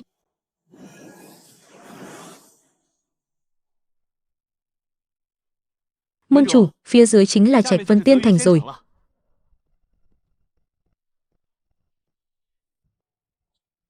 Đi đi đi, mau báo với Ngộ An đại công tử nhà các ngươi, nói 3 vị đại gia của Trường Sinh môn đã tới rồi. Các vị là người của Trường Sinh môn. Ha ha ha. Yên tâm đi, hàng thật giá thật. Lăng Vân Thương hội Ngô Thành, bái kiến 3 vị đại nhân Trường Sinh môn. 3 vị đại nhân có thể tới Lăng Vân Thương hội giúp đỡ, Mô Mô vô cùng khắc cốt ghi tâm. Liễu công tử, sao lại là ngài? Nghe nói các ngươi bị người ta bắt nạt, nên ta cùng môn chủ đến đây giúp đỡ này. Liễu Nhất Mệnh không phải là thiếu tông chủ của Liễu Vân Tông sao? Đâu ra xưng hô môn chủ thế này? Phụ thân, vị này chính là môn chủ Trường Sinh môn mà con đã nhắc với người, còn Liễu thiếu cũng đã gia nhập Trường Sinh môn rồi. Bái kiến môn chủ. Môn chủ có thể đích thân giáng lâm giúp đỡ. Lăng Vân Thương hội quả là tam sinh hữu hạnh. Mời 3 vị vào trong. Mô hội trưởng không cần đa lễ. Cùng ngồi đi.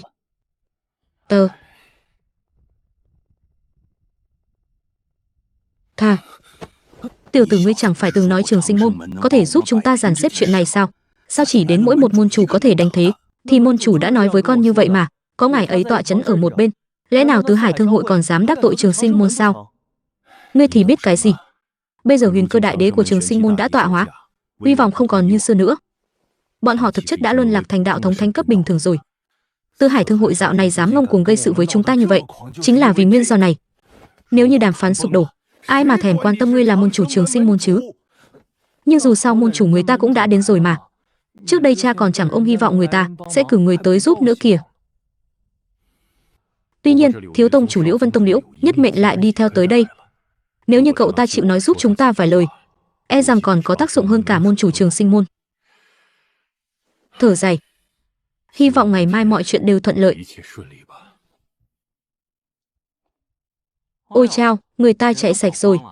Hôm nay không chừng sẽ đánh nhau thật đấy nhỉ. Tứ Hải Thương hội bọn họ còn chưa tới. Chúng ta vào trong trước đi. Tứ Hải Thương hội này ra giá lớn thật. Tới giờ mà vẫn chưa đến. Chà, Mô Thành gọi tới không ít người nhỉ. Chẳng lẽ hôm nay ngươi thật sự nhắm vào việc đối đầu với nhà chúng ta sao? Hừ, ngươi cuối cùng cũng tới rồi. Ta còn tưởng ngươi không dám tới nữa chứ. Đã đến đủ cả rồi. Vậy thì bắt đầu thương lượng thôi. Ha ha ha, làm gì mà vội thế? Chờ một chút đã chứ. Sao, ngươi vẫn còn người chưa tới à? Đương nhiên, ngươi đã gọi nhiều người thế này. Ta dù sao cũng phải gọi 1-2 vị. Nếu không lát nữa ta lại chẳng dám lên tiếng mất.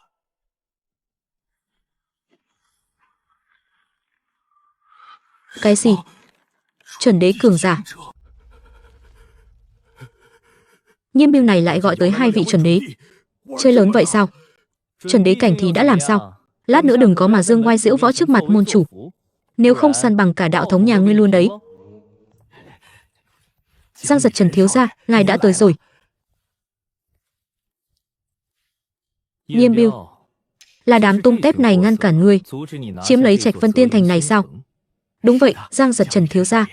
Hừ, tiểu gia ta đã tới rồi, còn đàm phán cái nỗi gì nữa? Đúng rồi, tự giới thiệu với các ngươi một chút nhé. Ta tên là Giang Giật Trần. Không biết Giang Giật Trần thiếu gia giáng lâm có chỗ mạo phạm, mong Giang Giật Trần thiếu gia thứ lỗi. Giang Giật Trần là thiếu chủ của Hoang Cổ Giang gia, đó chính là lão bài đế tộc ở Hạ Châu, khổng lồ xếp thứ 2 tại Cửu Châu. Nhiêm Biêu sao có thể tiếp xúc được với nhân vật cỡ này? Hừ, Nhiêm Biêu là người của ta, ai dám đụng vào hắn chính là không nể mặt ta. Dám ở đây bày trò, ngươi tính là cái đinh gì? Gọi tới mấy tên phế vật này có ý gì đây? Muốn hòa bình à? Thành thật xin lỗi Giang Giật Trần thiếu gia. Vãn bối không biết Nghiêm Bưu là người của ngài, đã làm Giang Giật Trần thiếu gia chê cười rồi. Trạch Vân Tiên Thành này từ nay về sau thuộc về Nghiêm Bưu. Có vấn đề gì không? Không có vấn đề gì, Giang Giật Trần thiếu gia, ngài nói sao thì là vậy. Nghe nói Lăng Vân Thương hội các ngươi trước đây còn gây ra không ít phiền phức cho Tứ Hải Thương hội phải không? Vậy thì đem tất cả phường thị của Lăng Vân Thương hội dâng ra bồi thường cho Nghiêm Bưu đi. Chuyện này coi như bỏ qua. Việc này sao, có vấn đề gì à? Có vấn đề. Môn chủ Trường Sinh môn này thật trượng nghĩa, lại vì ta mà cứng rắn đối đầu với thiếu chủ Giang gia. Nhưng mà người huynh đệ ơi, người ta là thiếu chủ đế tộc đấy. Hừ, thật thú vị. Mạn phép hỏi các hạ là ai? Môn chủ Trường Sinh môn. Lăng Vân Thương hội là thế lực phụ thuộc của Trường Sinh môn ta. Ai dám đụng vào nó, chính là không cho Trường Sinh môn ta mặt mũi. Ha ha ha, Trường Sinh môn sao? Dương Huyền Cơ cũng đã tọa hóa rồi, còn dám ra ngoài dạo chơi, không sợ mất luôn nhà cửa sao? Vậy hôm nay ta cứ thích đụng vào nó đấy. Ngươi làm gì được ta? Chẳng lẽ ngươi còn dám giết ta sao? Vậy thì trấn áp ngươi luôn vậy. Trời ơi, môn chủ Trường Sinh môn này lại vì ta mà giết chết thiếu chủ Giang gia sao? Đến mức này sao? Chuyện này chẳng phải làm lớn chuyện rồi sao? Thiếu chủ, hỗn trướng.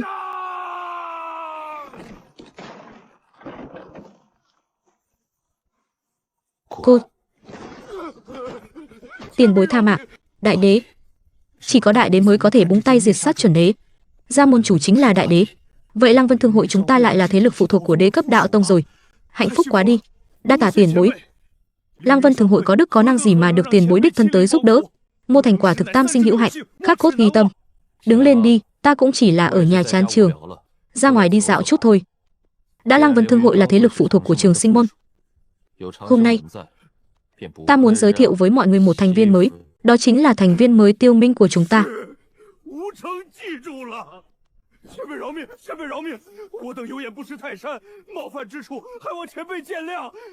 Trạch Vân Tiên Thành này từ nay về sau thuộc về Lăng Vân Thương hội.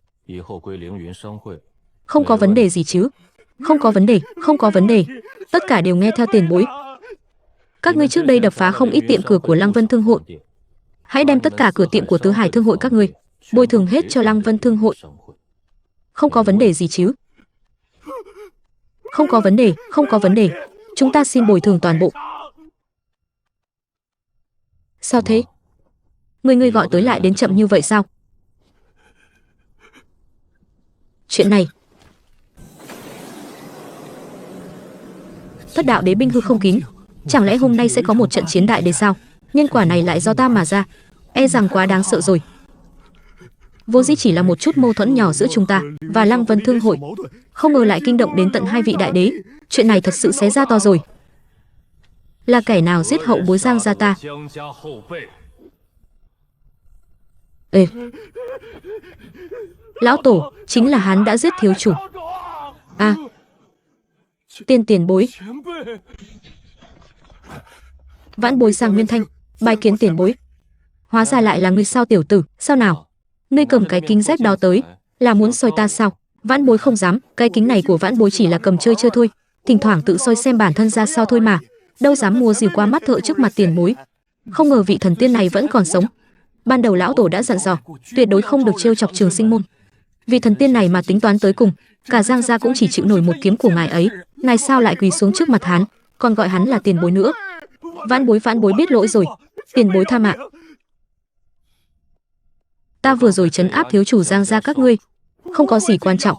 Tên tiểu tử đó lại dám mạo phạm tiền bối, thật là tội có tự chịu. Tên tiểu tử đó có thể chết trong tay tiền bối, ngược lại cũng là vinh hạnh của hắn. Đứng lên nói chuyện đi. Lão tổ nhà ngươi đã đi rồi sao? Thái Thanh lão tổ đã tọa hóa từ 1 vạn năm trước rồi. Nghĩ lại năm đó, lão tổ nhà ngươi còn tặng ta mấy hũ rượu ngon. Không ngờ ông ấy cũng đã đi rồi. Thời điểm lão tổ sắp ra đi, vẫn muốn tìm tiền bối uống một bữa rượu, chỉ là tìm thế nào cũng không thấy tiền bối đâu. Hừ, tên tiểu tử này. Giang gia các ngươi dù sao cũng là thế lực có máu mặt, sao lại nhúng tay vào chuyện của nơi nhỏ bé như Trạch Vân Tiên Thành này? Vãn bối cũng là nghe đám vãn bối nói lại. 3 ngày trước tại dãy núi Vạn Hạc không xa Trạch Vân Tiên Thành, đột nhiên xuất hiện một bí cảnh thần kỳ, chỉ có chí thánh cảnh trở lên mới có thể đi vào tìm kiếm cơ duyên. Còn về việc tại sao tên tiểu tử Giang Giật Trần kia lại đến đây, Ngươi nói đi. Là do Tứ Hải Thương hội tìm được trong bí cảnh, một quả vạn đạo thánh quả dâng lên cho thiếu chủ. Chỉ hy vọng hôm nay khi thiếu chủ đàm phán với Lăng Vân Thương hội, có thể ra mặt chống lưng. Không ngờ Vạn Hạc Sơn đó lại có bí cảnh xuất thế. Tại sao chúng ta lại chưa từng nghe qua tin tức gì nhỉ? Bí cảnh mới xuất thế 2-3 ngày, ai cũng muốn nhanh chân chiếm phần trước, nào có che giấu tin tức. Có chăng cũng chỉ là thông qua việc buôn bán tin tức để kiếm linh thạch mà thôi. Tiêu Tuyệt, hay là hai chúng ta cũng qua đó góp vui đi. Hì hì, ta cũng đang có ý này. Thời gian này ta nhàn rỗi đến mức phát hoảng rồi. Môn chủ. Đi đi, đi đi. Hì hì, môn chủ. Vậy bọn ta đi đây. Thì tiền bối, mấy ngày trước ta vừa đi Đông Hải một chuyến, vừa mới đổ sát một con rồng, thịt rồng vẫn còn tươi nguyên đấy. Đúng lúc trên người ta vẫn mang theo vài vò linh tiểu mà trước kia lão tổ thường hay mang đến cho tiền bối. Chi bằng chúng ta cứ nướng thịt rồng ở đây rồi uống chút rượu, đợi hai vị công tử kia từ trong bí cảnh lịch lãm trở về. Lý Trường Sinh chính là một vị thần tiên đại năng, có thể giết đại đế như chó đất. Đã một lần nữa gặp lại, nhất định phải kéo lại gần một chút mối quan hệ. Cũng được. Rượu do Giang gia các ngươi ủ quả thực không tồi. Đa tạ tiền bối đã nể mặt. Cũng may hai vị đại đế kia căn bản không thèm để ý đến ba con kiến hôi chúng ta. Không ngờ hôm nay lại có vinh hạnh được nhìn thấy cường giả của hai vị đại đế. Đi thôi, trở về rồi đem tất cả phường thị giao hết cho Lăng Vân Thương hội đi. Sống sót vẫn hơn bất cứ thứ gì. Những thứ khác đều là mây bay. Ha ha, mau vào đi, mau vào đi. Càng đông càng tốt. Hơn là mạo hiểm đi bắt người, chi bằng cứ ngồi vững trên đài câu cá, đợi người khác tự bước vào dâng đầu. Hết cách rồi nha, ta cũng sợ đụng phải thanh niên mặc áo trắng đã giết Vân Đế đó. Vẫn là cách này là tốt nhất nha. Cứ ngồi thế này đợi người ta tự bước vào dâng đầu là được. Trước kia sao lại không nghĩ tới nhỉ? Nghe đại tư tế nói, hắn đã thỉnh thiên tự hào của Minh Phủ, sát thủ đi ám sát tên thanh niên áo trắng kia rồi. Đám người Minh Phủ làm việc ngược lại rất có hiệu suất. Ra tay cũng rất tàn nhẫn. Cũng không biết tên thanh niên áo trắng đó đã nhận cơm hộp chưa. Hôi chết đi được, không biết đi tắm rửa à? Cứ ra ngoài là làm ô nhiễm không khí.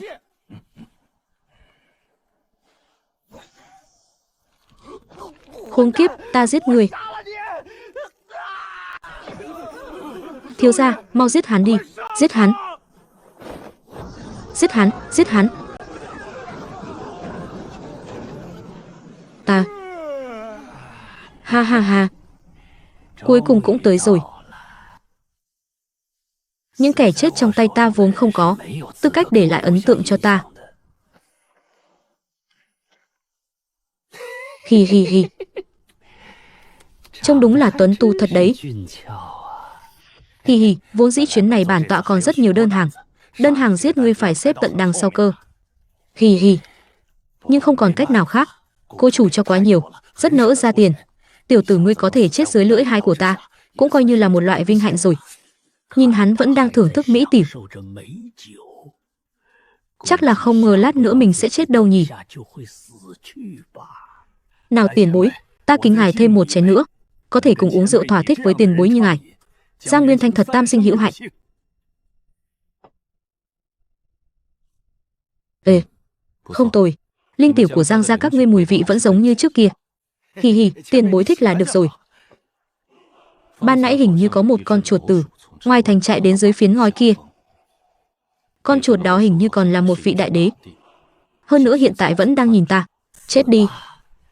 Đại đế trong mắt ta cũng chỉ là cỏ rác để thu gặt mà thôi.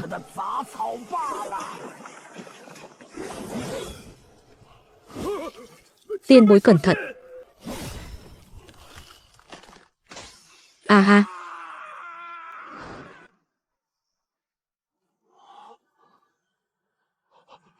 Tại sao người bị thương lại là ta? Luồng phản chấn vừa nãy suýt chút nữa đã chấn nát toàn bộ cơ thể ta. Đời này chưa từng gặp kẻ nào cứng đầu như vậy. Cho dù là sư tôn, toàn lực một kích cũng tuyệt đối không làm cho chính mình chịu phản lực lớn đến thế. Sư tôn lại là một trong số ít những người đỉnh phong nhất chư thiên vạn giới này. Không ngờ đối tượng ám sát lần này vậy mà còn hung hãn hơn cả sư tôn. Đang chết. Nhị điện chủ hại ta rồi. Không khác cái dám ấy. Đây chẳng khác nào bảo ta đến chịu chết. Cũng may ta có thể độn đi trong khe hở hư không hắc ám. Lúc trốn chạy lại có thể che giấu toàn bộ khí tức. Tên Lý Trường Sinh đó chắc là không đuổi kịp ta đâu.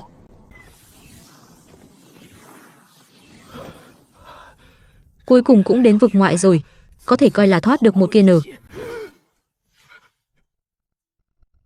Chỉ chào một tiếng rồi đi. Không lịch sự lắm đâu nhỉ. Đi. Không cử động được rồi, thật tuyệt vọng. Bát Trần Đại Đế đỉnh phong. Ngươi là côn hư tử của Minh Phủ. Minh Phủ dẫu sao cũng là thế lực sát thủ duy nhất, có thể so tay một trận với thiên đình. Sao hắn ngay cả điều này cũng không biết? Tiền bối, Minh Phủ là một thế lực sát thủ của chư thiên vạn giới, hơn nữa chuyên nhận đơn hàng ám sát đại đế. Đại đế của chư thiên vạn giới đều vô cùng kiêng kỵ. Còn về phần côn hư tử này, chính là sát thủ thiên tự hào đỉnh cao của Minh Phủ. Ngoại hiệu là đại tông sư truy sát đại đế. Những đơn hàng đã nhận chưa từng thất thủ lần nào. Nói như vậy là ta đã phá vỡ kỷ lục sinh đời của ngươi rồi sao? Thật là ngại quá đi. Hiểu lầm, đều là hiểu lầm. Tiền bối giơ cao đánh khẽ tha cho ta một mạng. Từ nay về sau, ta và tiền bối nước giếng không phạm nước sông. Thờ. Nhưng mà các ngươi đã tới phạm ta rồi đây chứ. Ta nghe nói Minh Phủ một khi đã tiếp nhận đơn hàng, sẽ là không chết không thôi. Cho đến khi đối tượng ám sát chết đi, mới chịu dừng tay. Ngươi không nói chuyện không ai coi ngươi là kẻ câm đâu. Nếu địa phủ cứ liên tục phái người đến, thế này chẳng phải là tự dâng đầu đến sao? Ta còn tưởng là kẻ đứng sau lưng Vân Đế chứ. Không ngờ lại chỉ là một tên sát thủ. Thế lực sau lưng Vân Đế này ngược lại rất cẩn trọng. Ngươi có biết cố chủ thuê ngươi đến ám sát ta là ai không? Không biết. Minh Phủ nhận đơn có cứ điểm bí mật. Cô chủ chỉ cần viết tên và thù lao lên bảng. Thêm tiền là thấy cơ hội ra tay. Ta giết Vân Đế cũng mới chỉ 2-3 ngày nay mà thôi. Ngươi vậy mà đã tìm đến ta rồi. Xem ra cố chủ kia rất nỡ chi tiền nhỉ. Đã không biết cốc chủ là ai, vậy thì vẫn diệt đi thôi. Đại đế bát trọng đỉnh phong mà tiện tay một cái liền bay màu rồi. Tiền bối vẫn mãnh liệt như mọi khi nhỉ. Tiền bối chi bằng đến Giang gia ta làm khách, tiếp tục uống rượu trợ hứng thế nào?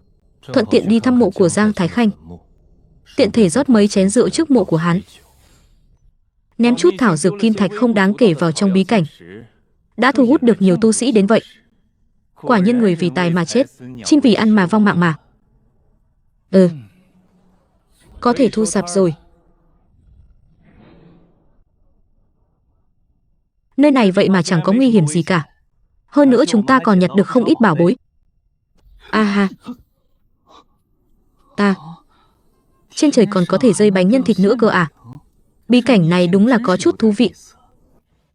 Chúng ta cứ canh giữ một mẫu 3 sao đất này, ngồi đợi bảo bối làm mới là được. Không cần phải đi sông pha giống như trước kia nữa.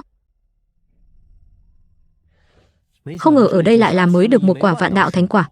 Liền mang về cho đại trưởng lão, xem có thể giúp hắn đột phá tới chuẩn đế hay không. Bảo điện này không phải là hai kẻ tiểu bối tối tôn cảnh các người có thể nhúng tay vào đâu. Cút nhanh lên.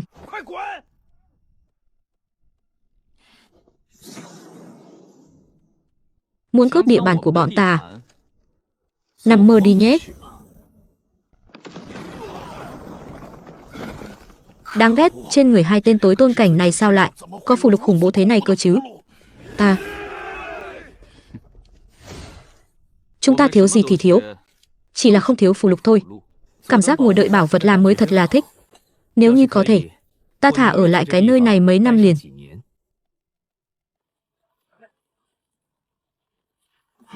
Hỏng rồi, lối ra biến mất rồi. Chúng ta ra ngoài bằng cách nào đây? Ha. Kết giới kìa. Mấy tiểu gia hỏa, đừng vội đi chứ. Vẫn là ngày tháng câu cá uống rượu là thoải mái nhất.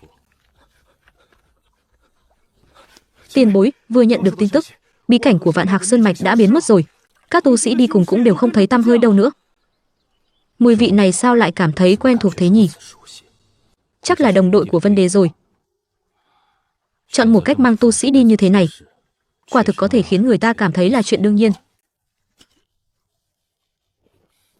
Đi thôi, chúng ta qua đó xem sao.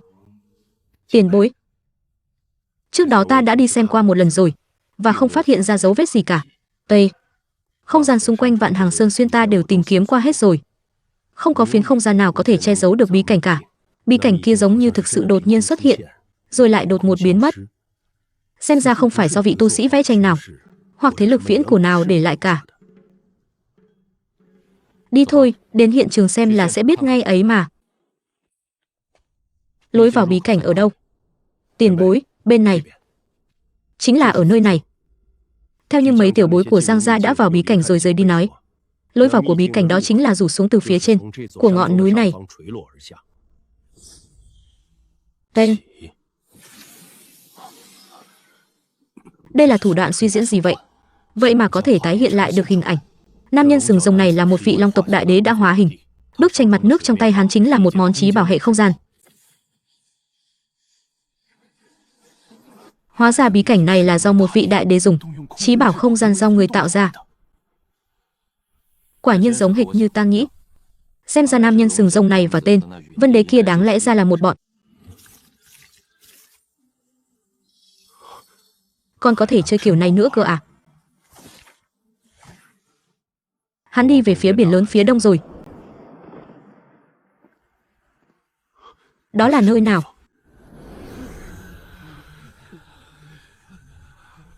Vị long tộc đại đế này bắt nhiều tu sĩ như vậy, chẳng lẽ là muốn hiến tế cho thứ gì sao?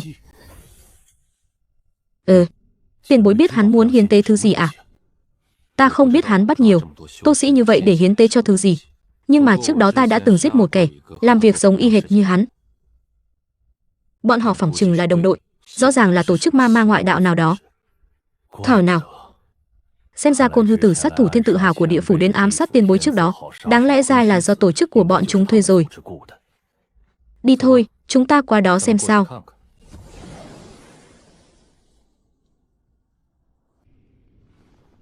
Thơm ngon quá. Còn 10 ngày nữa, cuối cùng cũng có thể mang số nhân khẩu này đi giao nhiệm vụ rồi.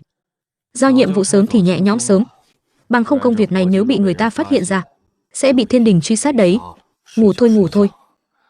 Cũng không biết dạo này sao mí mắt cứ giật liên hồi thế nhỉ? Có thiên cơ che đậy mà đại tư tế bố trí cho ta, chắc là không ai có thể phát hiện ra ta đâu nhỉ. Đều tại tên khốn Vân Đế kia, chết rồi mà còn liên lụy ta cũng phải nơm nớp lo sợ theo.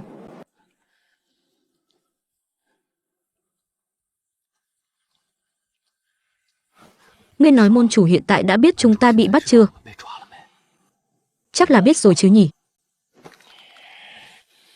Thiên sát địa diệt, ta lại cứ tưởng là bí cảnh kia sẽ liên tục rơi bánh nhân thịt xuống chứ, không ngờ lại là bẫy. Xì, ông đây sau này sẽ không bao giờ tin vào chuyện bánh nhân thịt từ trên trời rơi xuống nữa đâu. Ai có thể ngờ được một vị đại đế lại rảnh rỗi đến mức vứt bảo vật ra câu chúng ta những con kiến hôi này chứ. Ta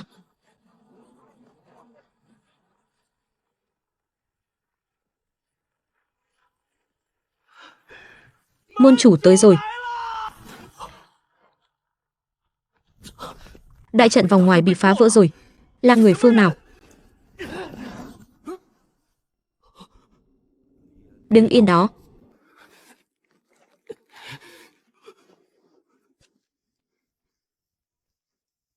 Ta là ngươi. Ngươi vậy mà vẫn chưa chết sao? Đáng chết. Đại tư tế chẳng phải đã thỉnh sát thủ thiên tự hào của địa phủ đi ám sát kẻ này rồi cơ mà, tại sao hắn vẫn còn sống? Hiệu suất của Minh phủ từ khi nào lại trở nên kém như vậy chứ? Ngươi đang nói đến tên sát thủ của địa phủ kia à? Kẻ đó đã chết rồi, ngay cả sát thủ thiên tự hào của địa phủ cũng không đối phó nổi kẻ này sao? Quân đệ chết không oan đâu. Mọi người đều mau chóng về nhà đi thôi. Đa tạ tiền bối đã cứu mạng. Môn chủ, người không sao là tốt rồi. Hay là khai ra tổ chức của các ngươi đi. Ta lưu lại cho ngươi một cỗ toàn thây thế nào? Đại tư tế ở sâu trong linh hồn của chúng ta đều đã hạ cấm chế. Ta muốn nói cũng không nói ra được nha. Tiền bối, ta từng tu luyện qua một môn siêu hồn thuật cao dai. Hay là để ta thử xem? Vô dụng thôi, được chứ?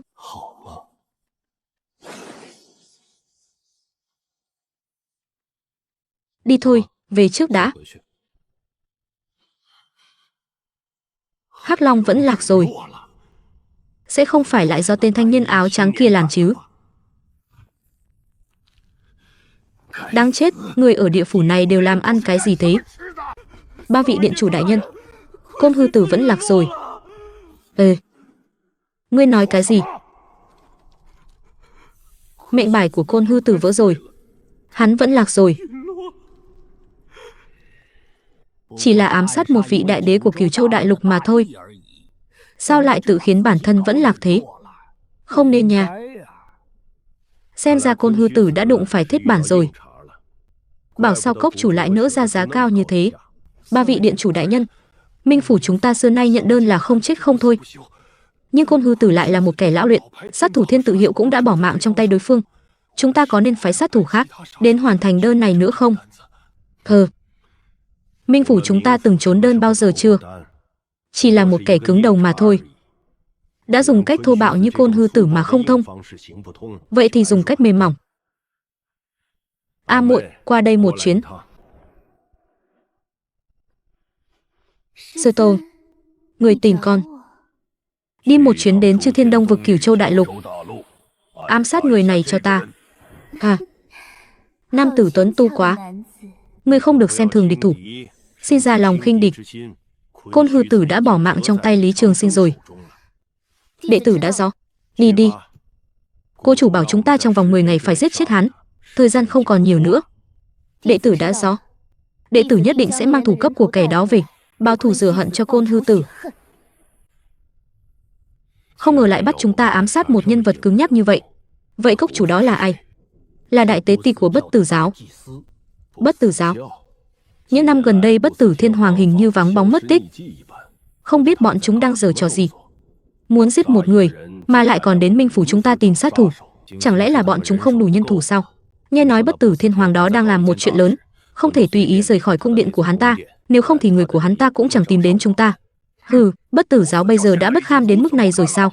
Muốn giết một người mà còn phải đến Minh phủ chúng ta, còn hại lão phu tổn thất một vị đồ đệ. Tam đệ, chớ vội nóng này.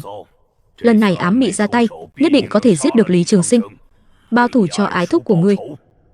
Con nhóc ám mị này, ta ngược lại rất có lòng tin với nó.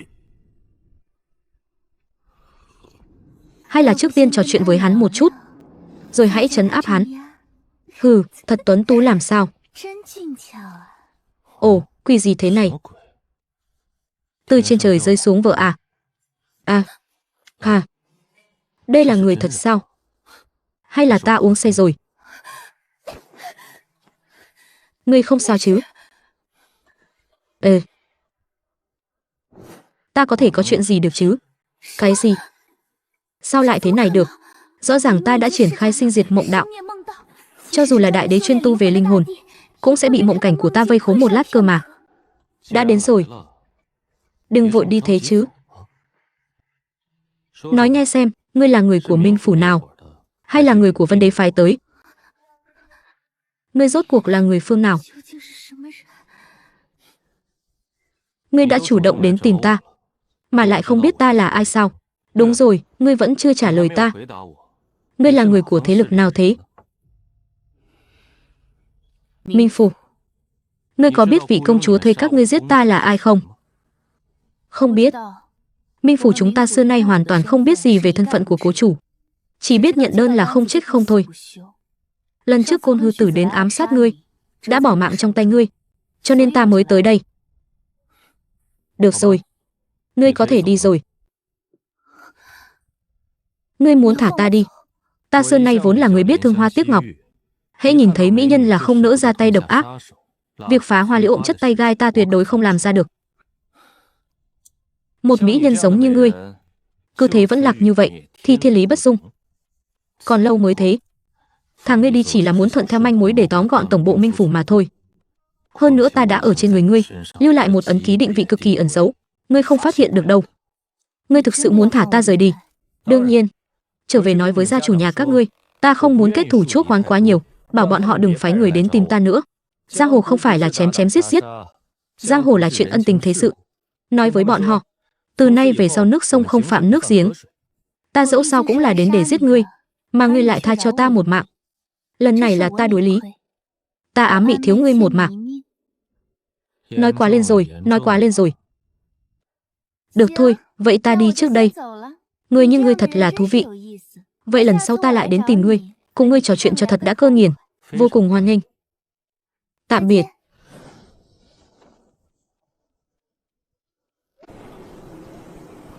Hừ, quỷ mới tin lời hắn. Sư tôn, tên kia vô cùng nguy hiểm. Tuyệt đối đừng phái người tới nữa. Quả nhiên ta biết ngay hắn chắc chắn không có ý tốt gì mà. Đúng là thủ đoạn cao minh thật đấy. Nếu không phải ta tinh thông thần thông linh hồn, thì e là đã không tìm ra khí tức truy tung mà hắn lưu lại trên người ta rồi. Tên này quá đáng sợ. Lúc trước nghe hắn nói một chữ định, bản thân liền không thể động đậy được nữa. Đây chẳng lẽ là tiên pháp trong truyền thuyết, ngôn xuất pháp tùy sao? Trở về sau nhất định phải bẩm báo với sư tôn, hủy bỏ cái đơn này thôi. Tên kia quả thực quá đáng sợ rồi. Nếu cùng hắn trở mặt thành thù, Minh Phủ không đáng.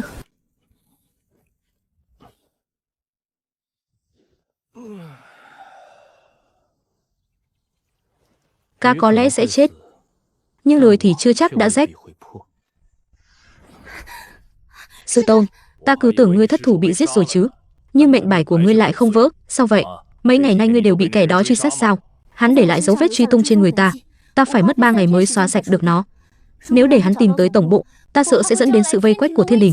Hừ, theo ta thấy, ngươi không nên xóa dấu vết truy tung đó đi, cứ để hắn chủ động tìm tới cửa rồi nộp mạng, ta cũng sẽ tiện thể báo thù cho đệ tử bị giết. Hừ, quả nhiên là vậy. Nơi này cũng không tệ nhỉ. Tối tăm không thấy ánh mặt trời, rất xứng với cái tên Minh Phủ của các ngươi. Cái gì? Ngươi? Tiễn ngươi lên đường. Khốn kiếp, trong Minh Phủ ha cho phép ngươi làm càn.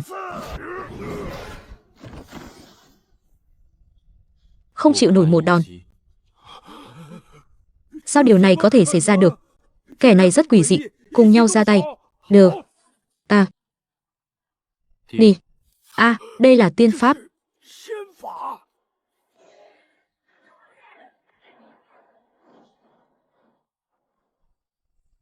Hừ.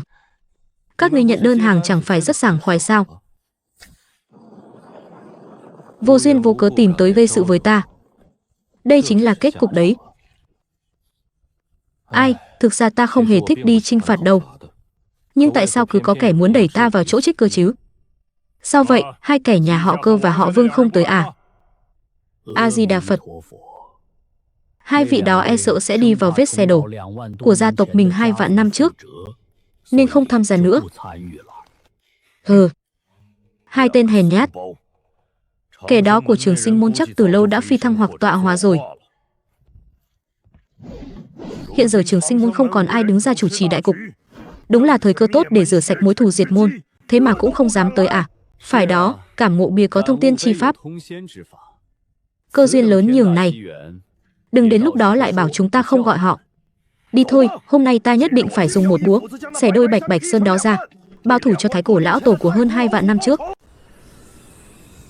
Nhẫn nhịn 2 vạn năm, cuối cùng cũng đợi được ngày Trường Sinh môn lụi bại. Năm đó Lý Trường Sinh một kiếm dây sát lão tổ nhà họ Võ chúng ta, thậm chí còn coi chúng ta là đá lót đường cho đệ tử của hắn. Mối thù này không báo, thế không làm người. Hiện giờ Lý Trường Sinh đã biến mất, 7 tên thỏ con đệ tử của hắn cũng đã phi thăng. Ngay cả kẻ hộ đạo cho Trường Sinh môn là Dương Huyền Cơ cũng đã dầu cạn đèn tắt. Đúng là thời cơ vàng để chúng ta phục thù.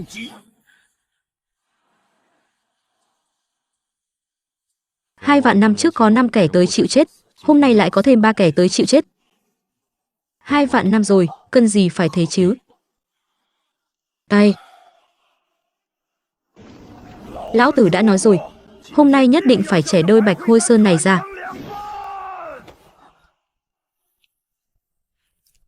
Môn chủ Lý Trường Sinh đang ở Hậu Sơn, xem ra không cần dùng tới mấy khối đại địa ngọc thạch này rồi.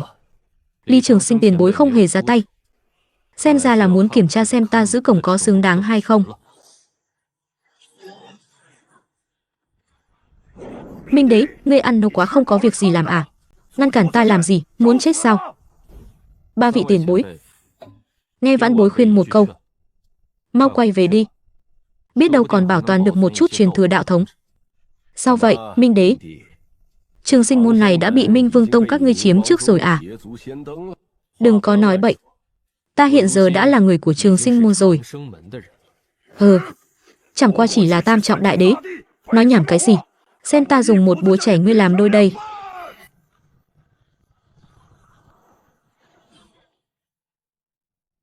Cũng lâu rồi không xem người khác đánh nhau. Hy vọng đấu cho đặc sắc một chút. La Lì Trường Sinh tiền bối ra tay rồi. Trạng thái của ta vậy mà lại được hồi phục đầy đủ tức khắc. Tên Minh Đế này có quỷ quái. Ta đi giúp Kim Chiến Thiên giải quyết hắn sớm đi. Chuyện gì thế này? Tại sao sức mạnh trong cơ thể lại bị đè ép dữ dội thế này? Hai người các ngươi cứ đứng ở đó mà xem cho kỹ đi. Đừng có chạy vào góp vui làm gì. Là hắn chính là Lý Trường Sinh, kẻ năm đó diệt sạch lão tổ nhà họ Võ chúng ta. Tại sao hắn vẫn còn ở nhân thế? Các ngươi đoán xem, hai kẻ bên trên kia ai sẽ bị đánh văng xuống trước? Đoán đúng, ta sẽ thả các ngươi vào đạo thống phía sau các ngươi rời đi. Minh Đế sẽ bị đánh văng xuống trước. Thực lực của Kim Chiến Thiên mạnh hơn Minh Đế rất nhiều. Ngàn vạn lần không được thua đấy. Việc này liên quan đến tính mạng của chúng ta. Cút xuống dưới cho ta.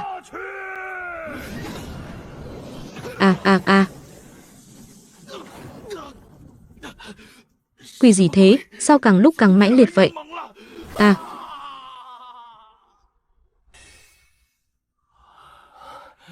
Chúng ta đoán đúng rồi, tiền bối. Ngài không được nuốt lời đâu đấy. Vị tiền bối này thân phận siêu nhiên, chắc chắn sẽ không làm chuyện lật lọng đâu. Chúng ta được cứu rồi. Thờ. Ta không ăn thịt bò.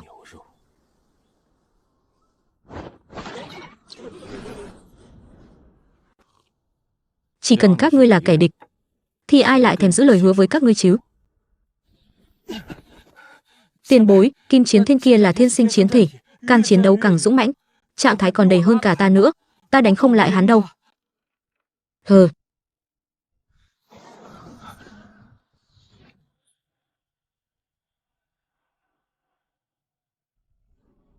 Sao vậy? Đừng là Thành Châu Minh Đế, chỉ có chút bản lĩnh đó thôi sao? Sao điều này có thể xảy ra? Người này sao có thể vẫn còn tồn tại?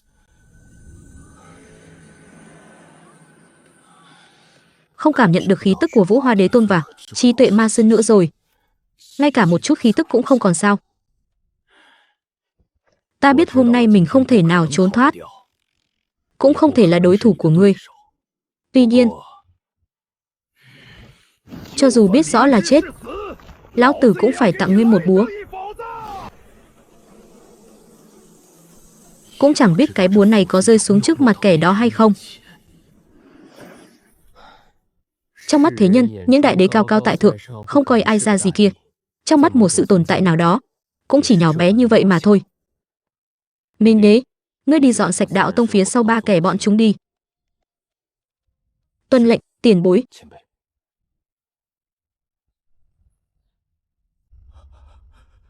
May mà mình không hứa hẹn với đám Kim Chiến Thiên kia, nếu không thì ba tên ngốc này, mình biết là không chơi được mà, lần này thì mất cả gia sản rồi nhé. Từ hôm nay trở đi, đệ tử ngoại môn nhà họ Cơ, mau gọi tất cả bọn chúng quay về cho ta, bắt đầu bế quan lánh đời.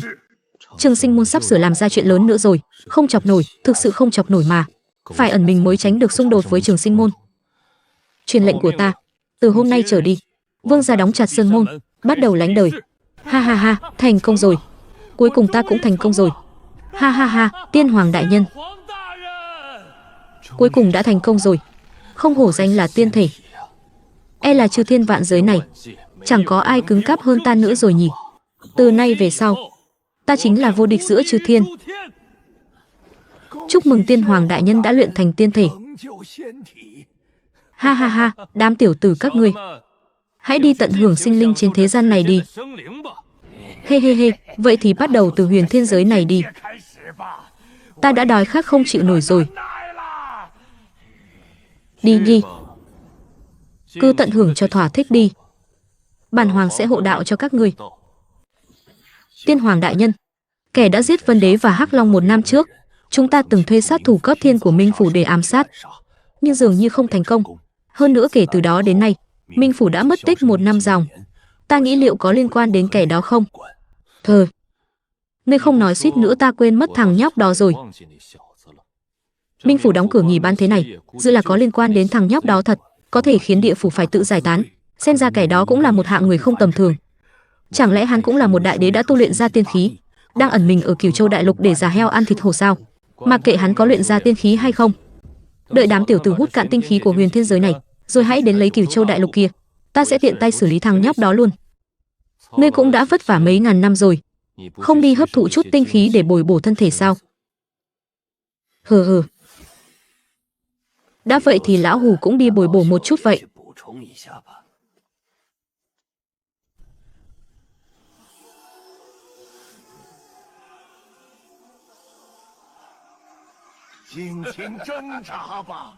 Hắc ám động loạn trầm lắng bao năm nay đã giáng xuống một lần nữa. Hơ.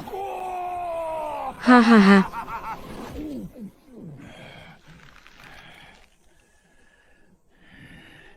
Thật sảng khoái quá đi. Đã lâu lắm rồi mới được hấp thụ nhiều tinh khí thế này. Điệt chướng. À. Cái gì? Thất trọng đại đế. Hừ, tu vi tứ trọng nho nhỏ mà cũng dám tới cản đường bản tọa. Chán sống rồi. Chẳng lẽ hôm nay ta định mệnh phải ngã xuống nơi này sao? Lấy nhu thắng cương ư? Trong tình cảnh biết rõ không địch lại, không chạy trốn thì thôi, vậy mà còn dám chủ động lao đến tấn công ta. Ngươi đang giở trò gì vậy? Đã không phải đối thủ của ngươi, vậy thì hãy nếm thử uy lực khi tổ sư phụ thể ta đi. Đồ điên, dám chọn cách đại năng đoạt xá. Đó là trưởng lực của Tiên Hoàng đại nhân. Đa tạ Tiên Hoàng đại nhân. Tiếp tục đi hấp thụ đi. Tuân lệnh.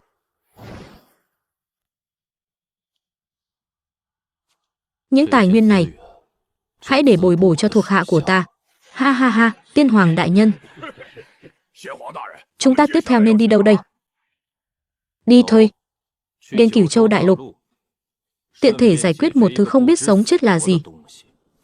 Ha ha ha, đi thôi, đi thôi. Tiếp tục cuộc vui nào.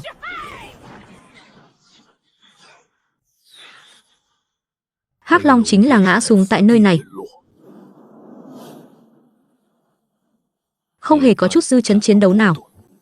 Xem ra Hắc Long đã bị thanh niên mặc y phục trắng kia giết trong chớp mắt. Có chút thú vị. Không ngờ ở nơi hẻo lánh như Cửu Châu đại lục này lại có tồn tại như thế. Không biết thanh niên mặc y phục trắng kia có tu vi ra sao?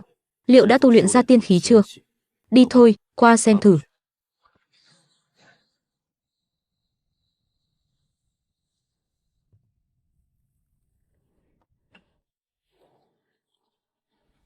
Vị rượu này ngược lại càng ngày càng thuần hậu. Thanh Tuyết sư muội, cẩn thận trọng kiếm của ta.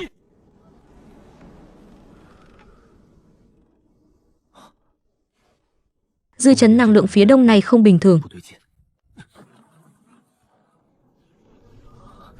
Vậy mà có người phát động hắc ám động loạn ở nơi này. Tiền bối, có người đang phát động hắc ám động loạn ở Đông Hải. Nhìn bộ dạng này chắc sắp đổ bộ rồi. Có chút thú vị. Đã lâu rồi không nhìn thấy thứ này. Tiền bối, chờ đệ tử với. Đại trưởng lão, đây là đã xảy ra chuyện gì? Có một đám nghiệt chướng đang phát động hắc ám động loạn. Chúng ta đừng qua đó góp vui làm gì. Cứ đứng trong kết giới môn chủ bày ra mà xem là được rồi. Đây là có kẻ lại chán sống rồi sao? Sống nổi cũng được, sống không nổi cũng chẳng sao. Dù sao môn chủ đã ra tay, hôm nay bọn chúng đều phải chết.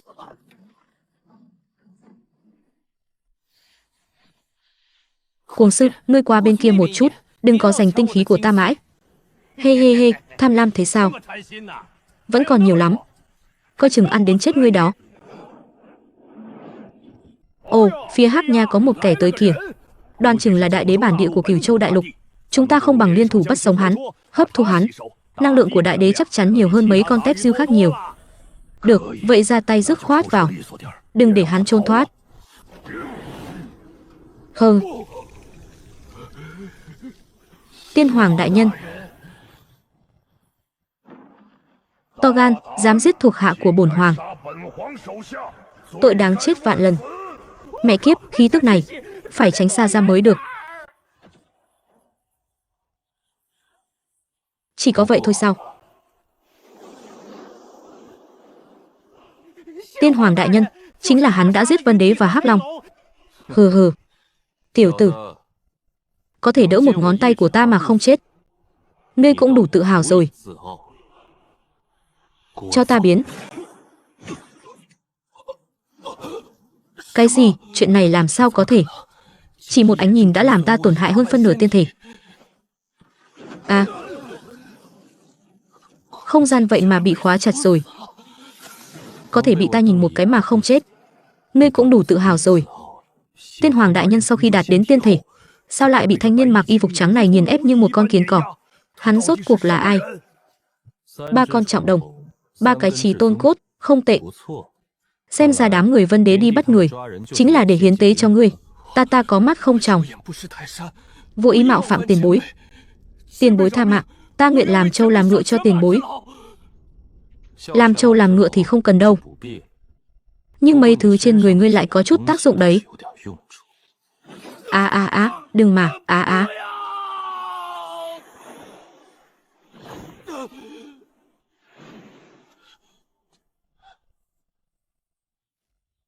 Ta mượn chí tôn cốt của ngươi dùng tạm nhé. KHONGGG.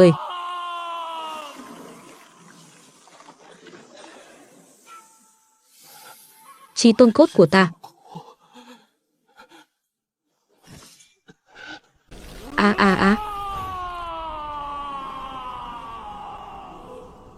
Trời ơi, người này rốt cuộc là ai vậy? 3 khúc chí tôn cốt này chất lượng không tồi. Đúng lúc cho Tiêu Tuyệt mỗi người lắp một phần.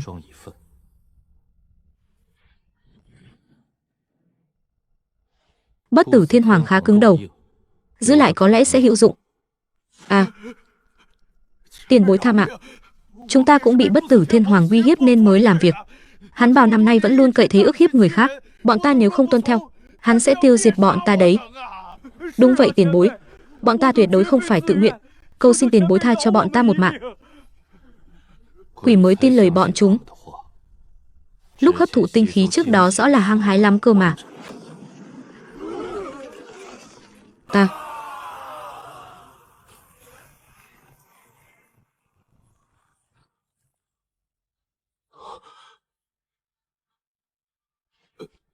Tiền bối, đã kết thúc rồi sao?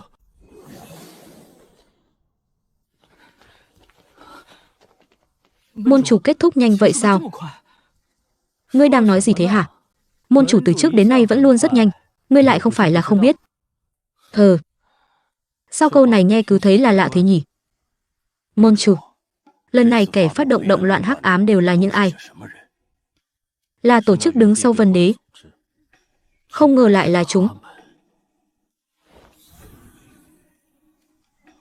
Đây là trùng đồng và chí tôn cốt. Chất lượng đều rất tốt. 3 người các ngươi vừa hay mỗi người một bộ. Ồ, uy năng thật mạnh mẽ.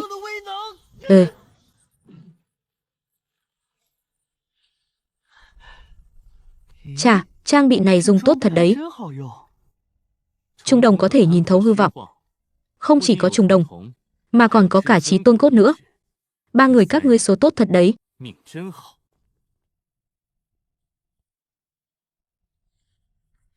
Thấm thoát đã 500 năm. Giờ đây thế lực Trường Sinh môn ta đã phủ khắp toàn bộ Cửu Châu đại lục. Giấc ngủ này ngủ thật thoải mái quá. Khí huyết đã khôi phục về đỉnh cao. Chủ yếu nhất là nhan sắc đã trẻ lại rồi. Chiếc quan tài này đúng là bảo bối tốt. Không hổ là do chủ nhân mang về.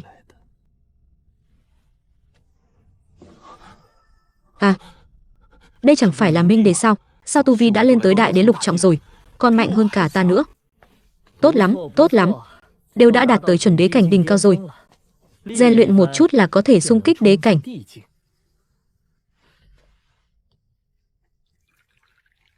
Giang Nguyên Thanh, ngươi đến Trường Sinh môn chúng ta làm gì? Đến uống rượu với tiền bối đây. Không ngờ ngủ một giấc 500 năm. Ngươi lại trở nên trẻ trung thế này. Đáng mừng, tỉnh lại rồi. Xem ra tên lãng tử của Cửu Châu đại lục này lại sắp ra ngoài quậy rồi. Ấy, chủ nhân, ngươi đừng có vu khống ta. Ta đã quyết định tu thân dưỡng tính, sau này sẽ một lòng tu luyện. Thịt rồng à, ta đã lâu lắm rồi chưa được nếm lại hương vị này. Tiêu Tuyệt, Thanh Tuyết, sư tôn của các ngươi tỉnh rồi. Bái kiến sư tôn. Hừ, không tệ. Trung đồng và Chí Tôn cốt là do chủ nhân giúp các ngươi cấy ghép phải không? Oa, Dương lão tổ, hóa ra lúc trẻ người lại tuấn tu đến vậy. Ha, tiểu tử của Liễu Vân Tông ngươi, sao lại ở trong trường sinh môn của chúng ta? Dương lão tổ, đệ tử đã gia nhập trường sinh môn từ 500 năm trước rồi.